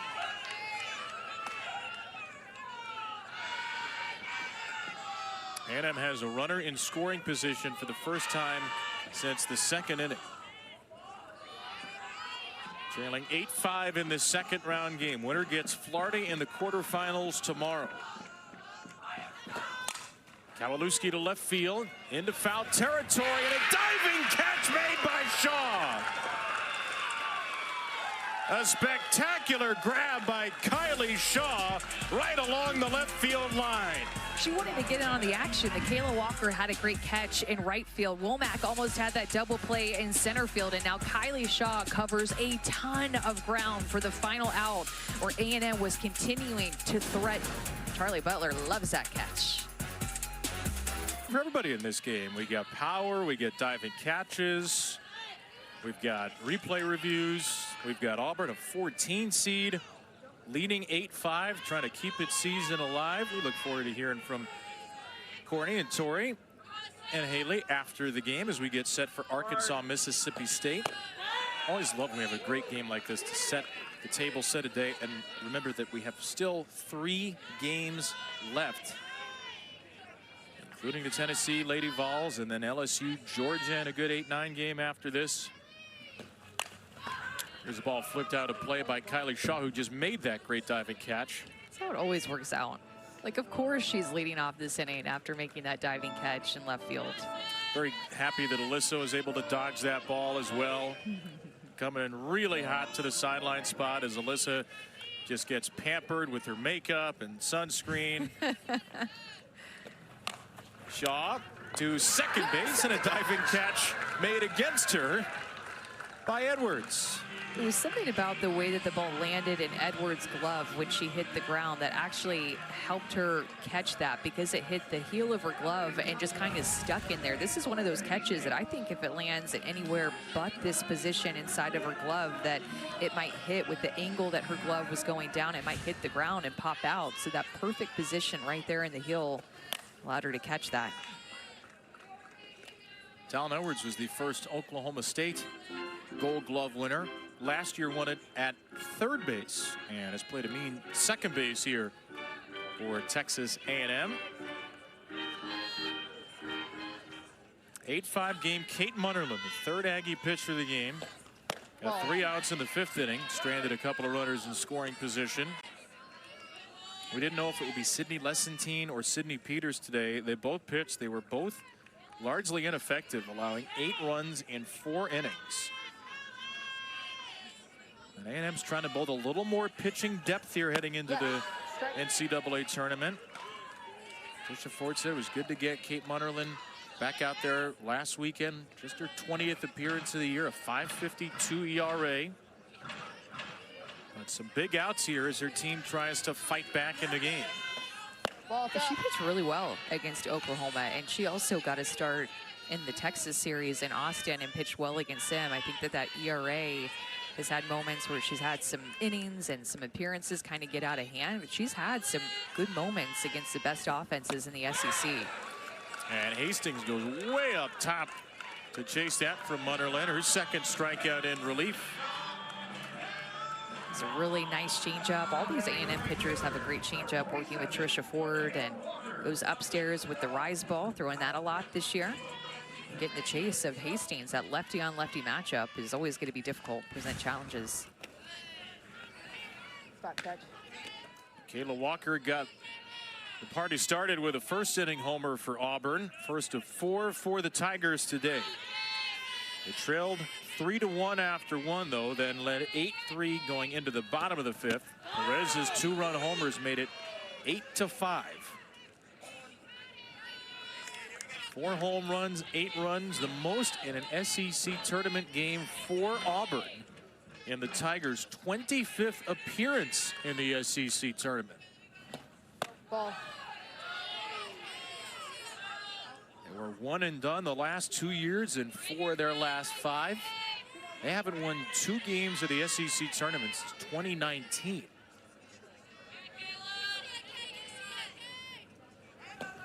Walker chases strike 2. You can tell that changeup is just difficult for them to pick up, especially with how Auburn had been looking every single other inning. Remember, it's been just about every inning that they hit a home run. Just that 3 up, 3 down, top of the 4th inning, shut them down. Ball.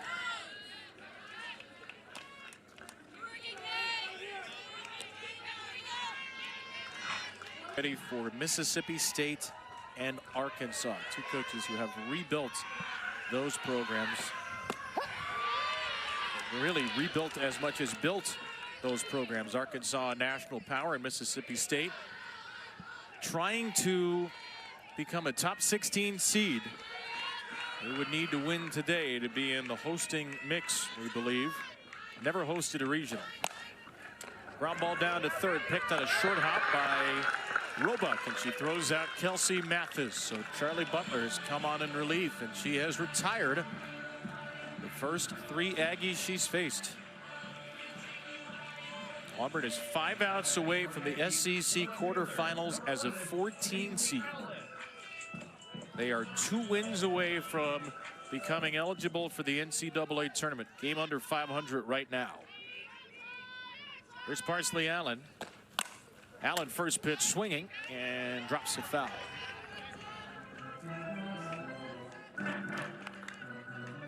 Seven, 8, 9 for the Aggies here, which means Powell and Edwards and Perez, the big bats, 1, 2, 3, will get another shot in this game. Paisley Allen ready for an 0-1. 0-2 for Allen. Fouled out to short, struck out swinging.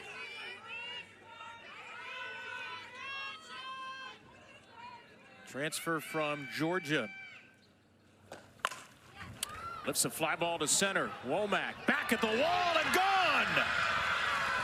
The 6th home run of this game, the 2nd straight for the Aggies. It's the sophomore Paisley Allen with her 7th of the year, and it's 8-6.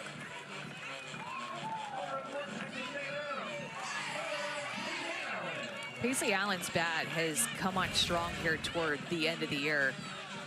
Barreling up pitches. This is an 0-2 count. That pitch does not get up enough, and she is just on time with it. Looked like a rise ball that she wanted to expand the zone. Instead, Paisley Allen expands it out of here, out of the center field fence and out of the reach of Womack. Had a 3-run home run in the finale against Oklahoma Saturday. Got the home run hat. Texas A&M now with 3 straight runs after falling behind 8-3, and now we have a fence delay because when Womack went up, she knocked that pad out of place on the fence. This will be apparently more difficult than it looks. How many SEC tournament volunteers does it take to pop back a fence pad? And the answer is 2. So the woman who ran over there, her name's Sarah. She's been the tournament director out here. She has been working tirelessly. She said, going back to last year to get this ballpark ready, hasn't gotten a lot of sleep, but she's done a great job here. So shout out to her. Yes, thank you, Alyssa. Shout out to Sarah. Let's give Sarah some love. There are so many folks we will never know their names and maybe see them skirting around who help put these tournaments on.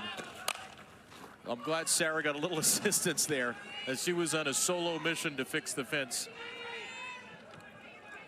Sarah's got her credential hanging around her back right now. And she was first on the scene for something like that too, right? I mean, she is just on it.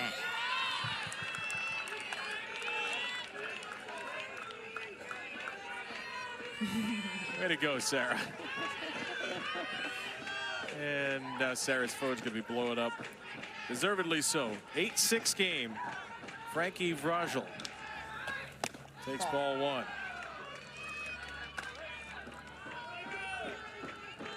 Auburn had the worst ERA of any SEC team this year. 4.82 overall, 6.28 in league games. Trying to see this through against a very good offense, and here come the sophomores for the Aggies as Frankie knocks a 1-2 pitch through the middle.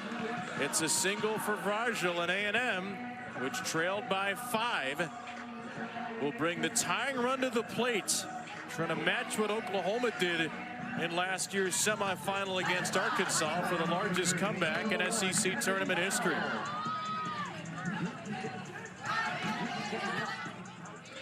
Kennedy Powell has nearly homered today, a double off the wall in the 2nd.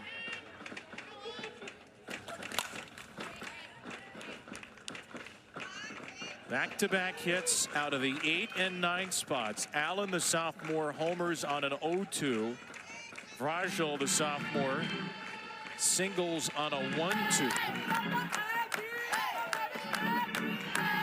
So Charlie Butler is getting ahead of Aggie hitters, but not finding the finishing touch. Powell lays down a bunt. It's a beauty. A bunt base hit for Kennedy Powell. And Texas A&M will bring Talon Edwards to the plate as the go-ahead run with only one away. Watch Kennedy Powell slide her hand up the barrel. And when you look at where she's holding her left hand on the barrel, it is just so far up. She's doing that on purpose. She told me that she does that, slides her hand basically in the middle part of the barrel to be able to find that more dead spot on the end of the bat. Her teammates ask her what the secret is for her deadly bunts that she has. And look at how far up her left hand, look at where she puts it on the barrel. So her fingers are at this point exposed to the pitch that's coming. And her teammates say, like, how do you do that? We're worried that her hand is going to get hit. But she has such good barrel control that that's how she deadens it. And that was even a little bit closer to the grip than what she normally does. Usually it's even a little bit further out, but she is known for her bunts and her speed. It's her 14th bunt hit of the year. This fan loves it. Well, actually, that fan's in the Auburn section, but it doesn't matter. Becky, look at that bunt. I love big bunts, and you cannot lie, right? 26 multi-hit games on the year for Powell. That's a team high as well. And Riker Chasen is out to talk to Charlie Butler, who had a lot easier time closing yesterday's game than she is having today's. Kennedy Powell is so detailed on those bunts, Kevin, that I asked her, you know, when did she start her footwork? When does she start to slide her feet into that footwork that she goes through? If it's 65 miles an hour or harder, she starts to slide her feet when the pitcher is about 3/4 of the way through. Lower than 65, she won't start until the pitcher is releasing it. So that's how detailed Kennedy Powell is. Ball's out.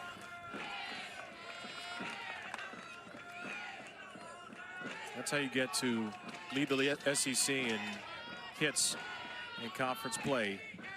Great skills, great smarts, and 2 more hits today. Setting up Talon Edwards. Ball. Who takes ball 2. And don't forget, the big bomber is next.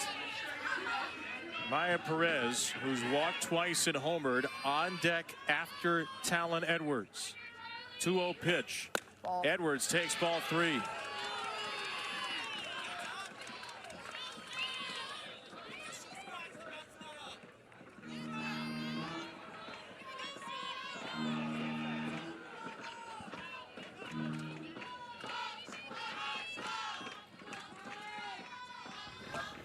Edwards takes a strike right down the heart.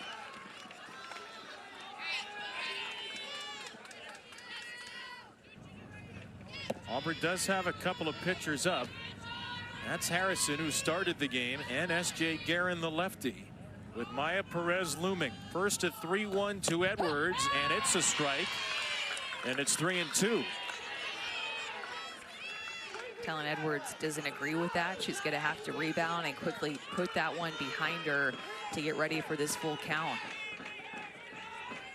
Player who said this has been the best year she's had in her whole career. Her 1 year at A&M. And she lines the ball off the end of the bat to center. It drops in front of Womack for a base hit. It's going to load the bases because Vrajel had to hold up and got a late break. And now the bags are full for the home run hitter from an inning ago. Edwards shimmies after a single, and here comes Maya Perez.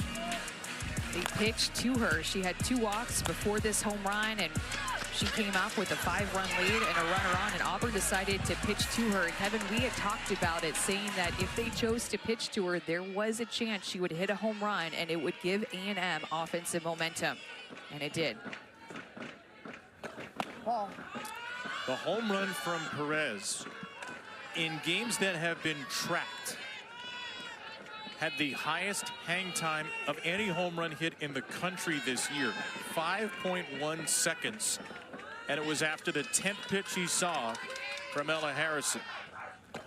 1-0 here is inside. Remember, A&M's biggest comeback was against Mississippi State earlier in the year. One of the biggest swings of that comeback was a Maya Perez grand slam against Mississippi State. 2-0 from the freshman Charlie Butler. From the frying pan to the fire. Perez off the end of the bat, pops out to second. What a big pitch by Butler. She gets a pop out from the powerful Perez. The runners have to hold, and there are 2 away. Maya Perez found herself in a hitter's count. It was out in front of that pitch, hit it off the end of the bat. You know she's frustrated with herself to not come through in that moment, but great pitch by the freshman against the All-American. And now Michaela Ward, who could be an All-American. First pitch strike to Ward. Her first double of the year, an RBI double in the first, a fly out and a walk since. 19 home runs to lead the team, including 2 grand slams. The 0-1 from Butler. Ward drills it foul.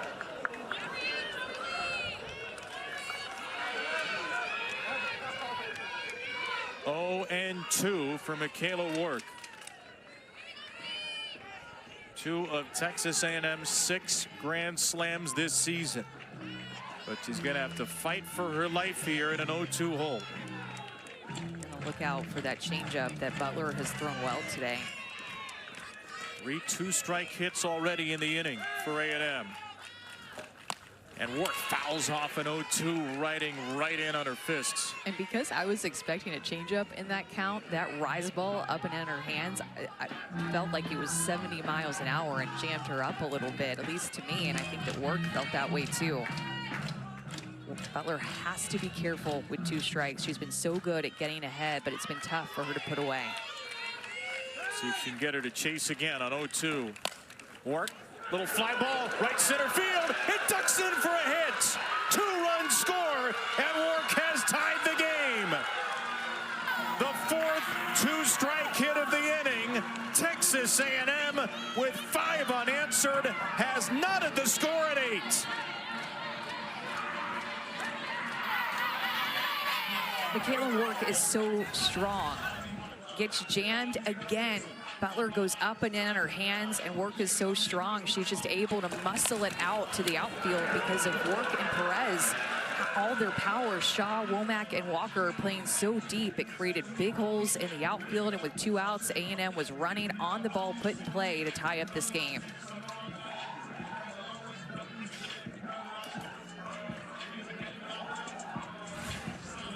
The 4th best run producer in the SEC, Michaela Work, now with a team-high 68 RBIs in 52 games.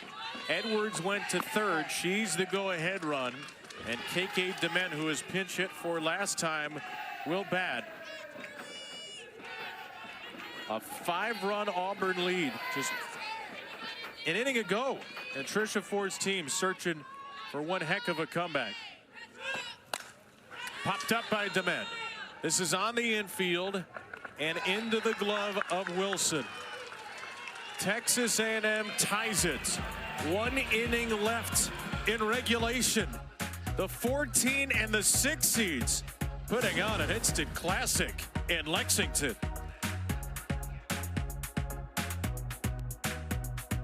A&M, it was 8-3. Auburn, it's 8-8. The first game of 4. You know what you got to do with this SEC tournament, Amanda? You got to get your popcorn ready.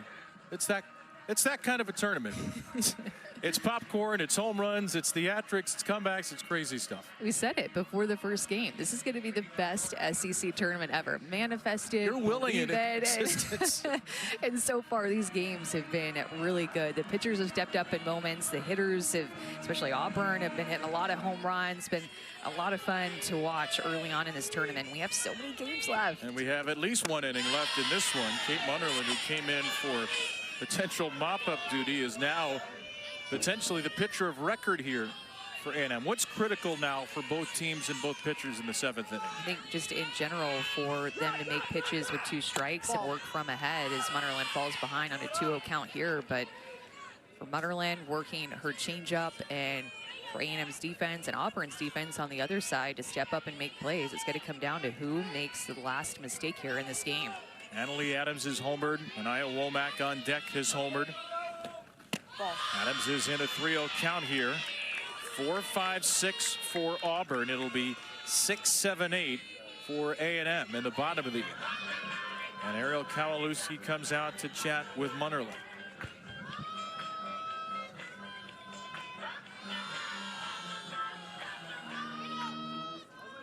Auburn homered in the first 3 innings and 4 of the first 5 innings. A&M's gotten home runs in the 5th and 6th as part of their comeback. Ball's out. A walk to Adams, a 4-pitch walk. Auburn has the leadoff runner on for the 3rd time today. And the go-ahead run at first to start the 7th. And Chris Malveaux will pinch run for that go-ahead run. Georgia Lessman, his primary pinch runner on the season.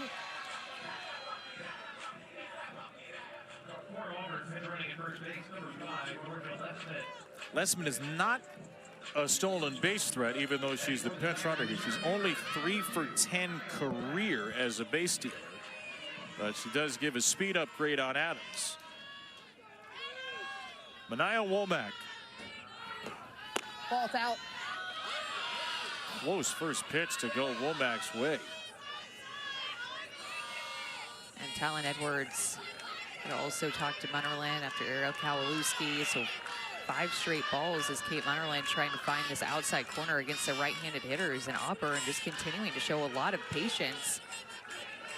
Despite facing the end of the game, you could start to feel that adrenaline and pressure. Great at bats by them here.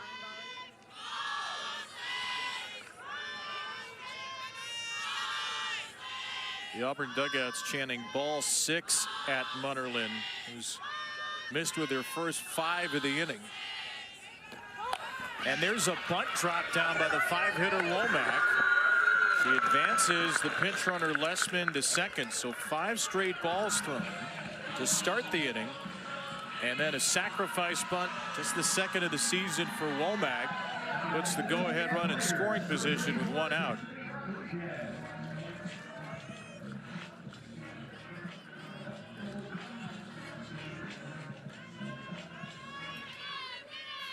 You don't often see the 5-hitter bunt to get to the 6 and 7. I wonder how much of that is the 7-hitter's Haven Roebuck right now. I think that's a lot to do with it, in the way that she's been swinging the bat, playing for 1 run, a lot of confidence, and Destiny Rodriguez for the at-bats that she also has put together in this game. Rodriguez up the middle. That's a base hit. Lessman to third base will stop right there. A dart of a throw in from Mathis. And it's 1st and 3rd, 1 out. First hit of the game, 2nd time on base for Rodriguez as the Tigers look to strike back. Able to sit back on an off-speed pitch here, and Rodriguez stays inside of it to use the middle of the field. Kate Malveaux ends up holding up the runner at third base, just not take any chances there, as Mathis had a good beat on that. Auburn will use a 2nd pinch runner. Talia Martin in to run for Rodriguez.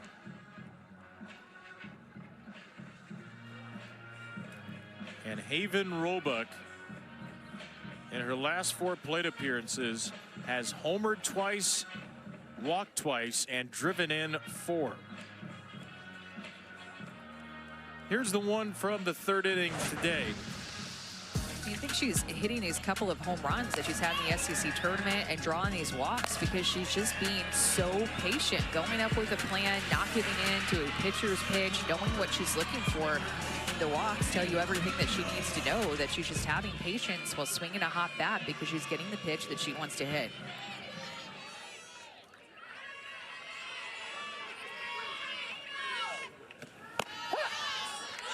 First pitch strike on the inside. This freshman from Winterville, North Carolina, takes a deep, deep breath. Lessman at third, Martin at first, the pinch runners. 1-1 to Roebuck, who said after the game yesterday that she's been struggling a little bit mentally, and she thinks people know that. So she said to just relax and not overthink before the game-winning home run. It felt amazing. Wonderland drops in an off-speed, strike 2.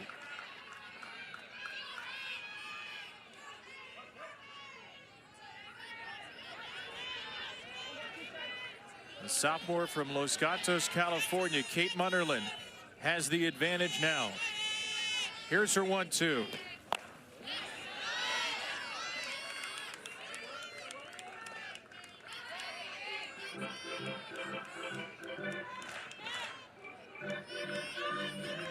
You can see Roebuck in between every pitch, breathing deeply, trying to center herself.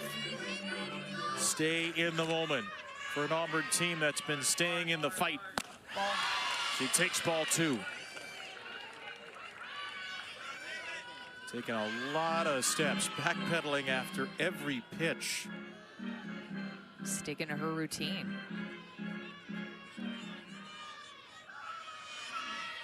Quick yoga classes in the middle of softball. Roebuck swings and misses. A changeup low, and Munnerlyn gets her for the second out. What a big out by Kate Munnerlyn after just trying to figure out this strike zone here in the 7th inning. We'll see how she pitches Roebuck. That is a big call with the curveball to get that for a strike, and then she gets ahead in a 1-2 count with the change, goes back to the changeup that she fouls off, and then Roebuck doesn't swing at the rise, finally goes back to the changeup to get her with a strikeout. Went to that changeup several times. So now it's Ava Ratliff, who gave Roebuck the winning pep talk before the winning home run yesterday. Ratliff is 1 for 3 today, 1 for 6 in the tournament. 8-8 game, 2 outs, 2 on, top 7. Swing and a miss, strike 1. Thinking that at bat to Roebuck, Kevin, that first pitch, the curveball that Munnerlyn got the call, set up the entire rest of the bat. Pitcher's pitch that looked about a ball off the plate, but she got the strike call and stayed in command of that AB.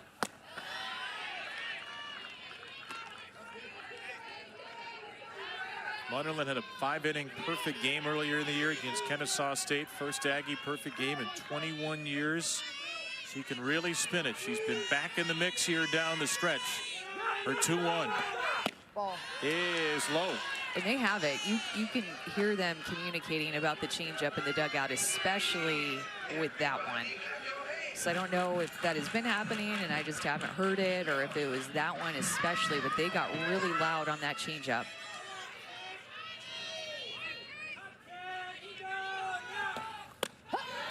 Right in there again with a changeup taken by Ratliff. It's 3-2. Didn't hear it as much despite it being a changeup to get her back into the count. That changeup is her best pitch. We'll see if she goes to it again. 3-2 with Lessman the go-ahead run at third. Foul back. She did go back to it.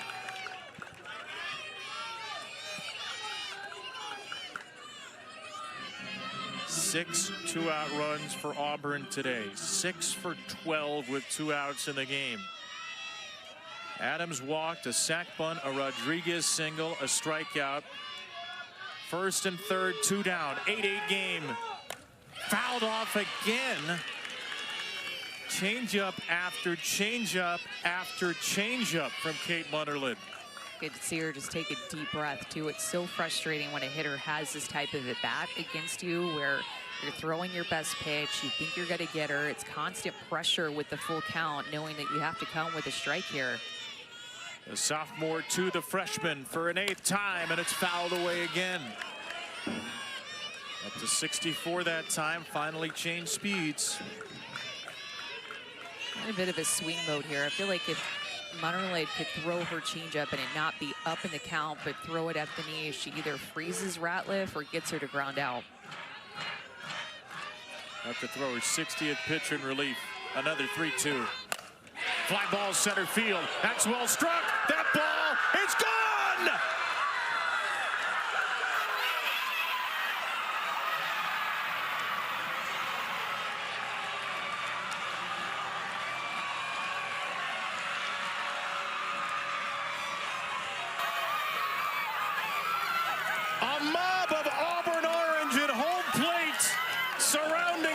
freshman catcher Ava Ratliff, whose words of wisdom propelled Haven Roebuck to glory yesterday, and whose bat may have done the same for Auburn today.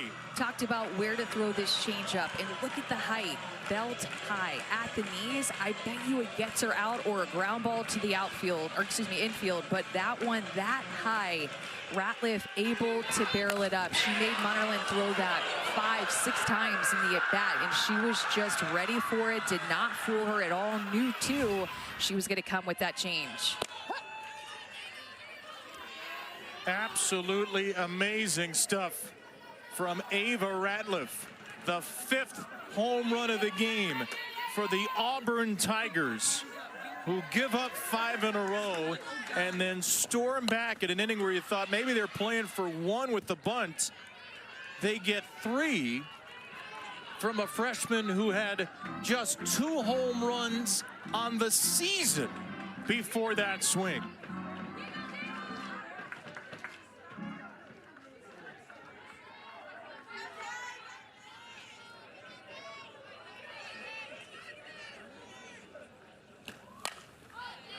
Five home runs for Auburn, just the 2nd time they've hit 5 this year, and they do so in a must-win game in a week where their NCAA tournament hopes are hanging in the balance. A little ground ball off the bat of Wilson here. 2 outs, 2 strikes, and 1 massive, unforgettable swing for Ava Ratliff. How do you not have the biggest smile again on your face in this tournament? Ava Ratliff, what an at-bat. A changeup that she sent out of here, a 3-run home run, and another freshman steps up for Auburn. The 14th seeded Auburn Tigers, 4-20 in the league this year, have bashed 5 home runs today. The 5th from Ava Ratliff, their freshman in the 8th spot, her 3rd home run of the year, a tie-breaking 3-run shot to give Auburn an 11-8 lead in the 7th. What a crazy, crazy line score this is, as Auburn is 3 outs away from the quarterfinals, and Ella Harrison, the starting pitcher, re-enters and gets a first pitch pop-up down the line and caught by Shaw. 1 out on 1 pitch off the bat of Ariel Kowalewski. The first go-ahead home run, Amanda, for Auburn in the 7th inning all season comes from Ava Ratliff, and now the starting pitcher, Harrison, will look to be the closing pitcher. So much fight from this Auburn team. The later innings have been their innings for a comeback in the go-aheads.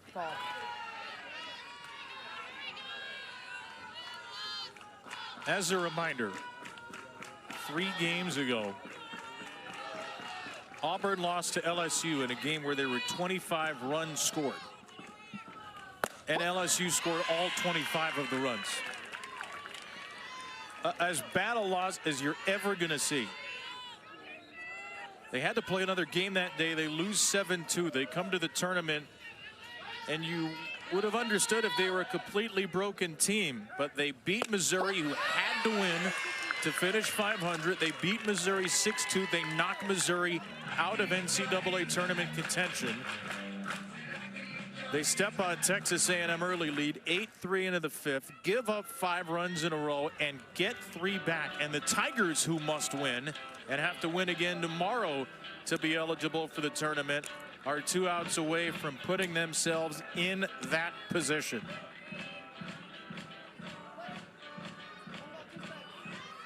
Two strikes here on Mathis, 0 for 3 today. Struck out against Harrison in the 4th. 2-2. You know what else I was thinking about is how big that pitch to Maya Perez was with the bases loaded, less than 2 outs by Charlie Butler, and just getting her to flare out to second base.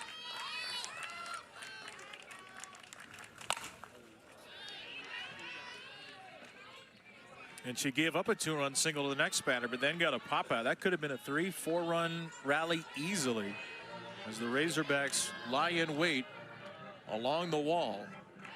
waiting to face Mississippi State in a game that was scheduled for 2 and is not going to start at 2. 2-2 coming.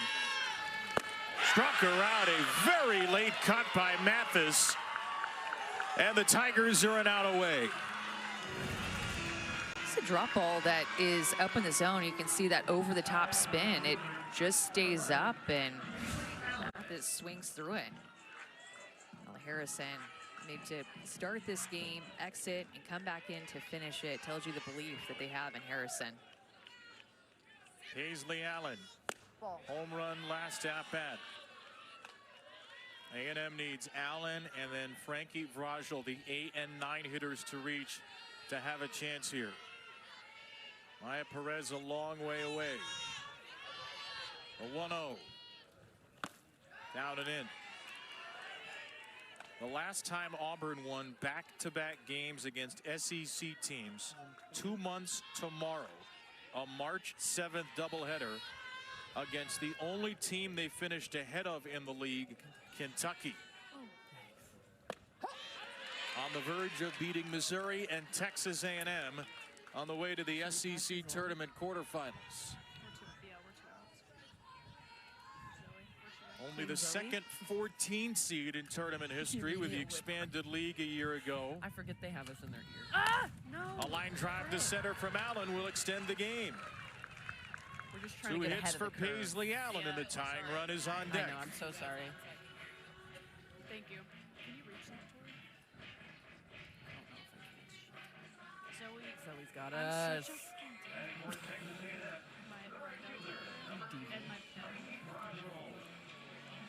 No. Vrajel had a base hit her last time in the 6th. A&M scored 3 in the 6th. They'll need 3 here in the 7th.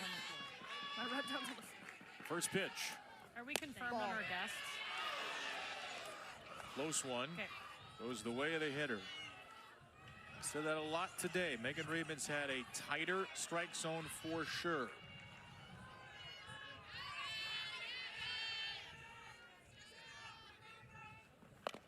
Vrajel checks her swing accidentally. It's 1-1. Tied for the most runs in a game in SEC tournament history. And Auburn's 5 homers, the second most by a single team. Auburn team that had gone one and done the last 2 years. 4 of the last 5. Vrajel into left field. And the Cinderella Tigers are headed to the quarterfinals. 11-8 Auburn homers 5 times to take care of Texas A&M in this slugfest, and they are 1 win away from an unfathomable trip now to the NCAA tournament as they get back to 500 and set up a date with Florida. Auburn showing the fight really since the first inning. Michaela Walker came up and hit that solo home run and just kept the good time offensive swings rolling for Auburn coming out of that Missouri game. I mean, they quickly got 2 outs. Remember, Walker hit that solo home run, and it was just like Auburn, like, all right, we're going to do this again. Big swings, great at bats, good start from Ella Harrison. Everybody contributing for those 11 runs that they scored against the 6th seed. Malvo's loving it, the team loving it. They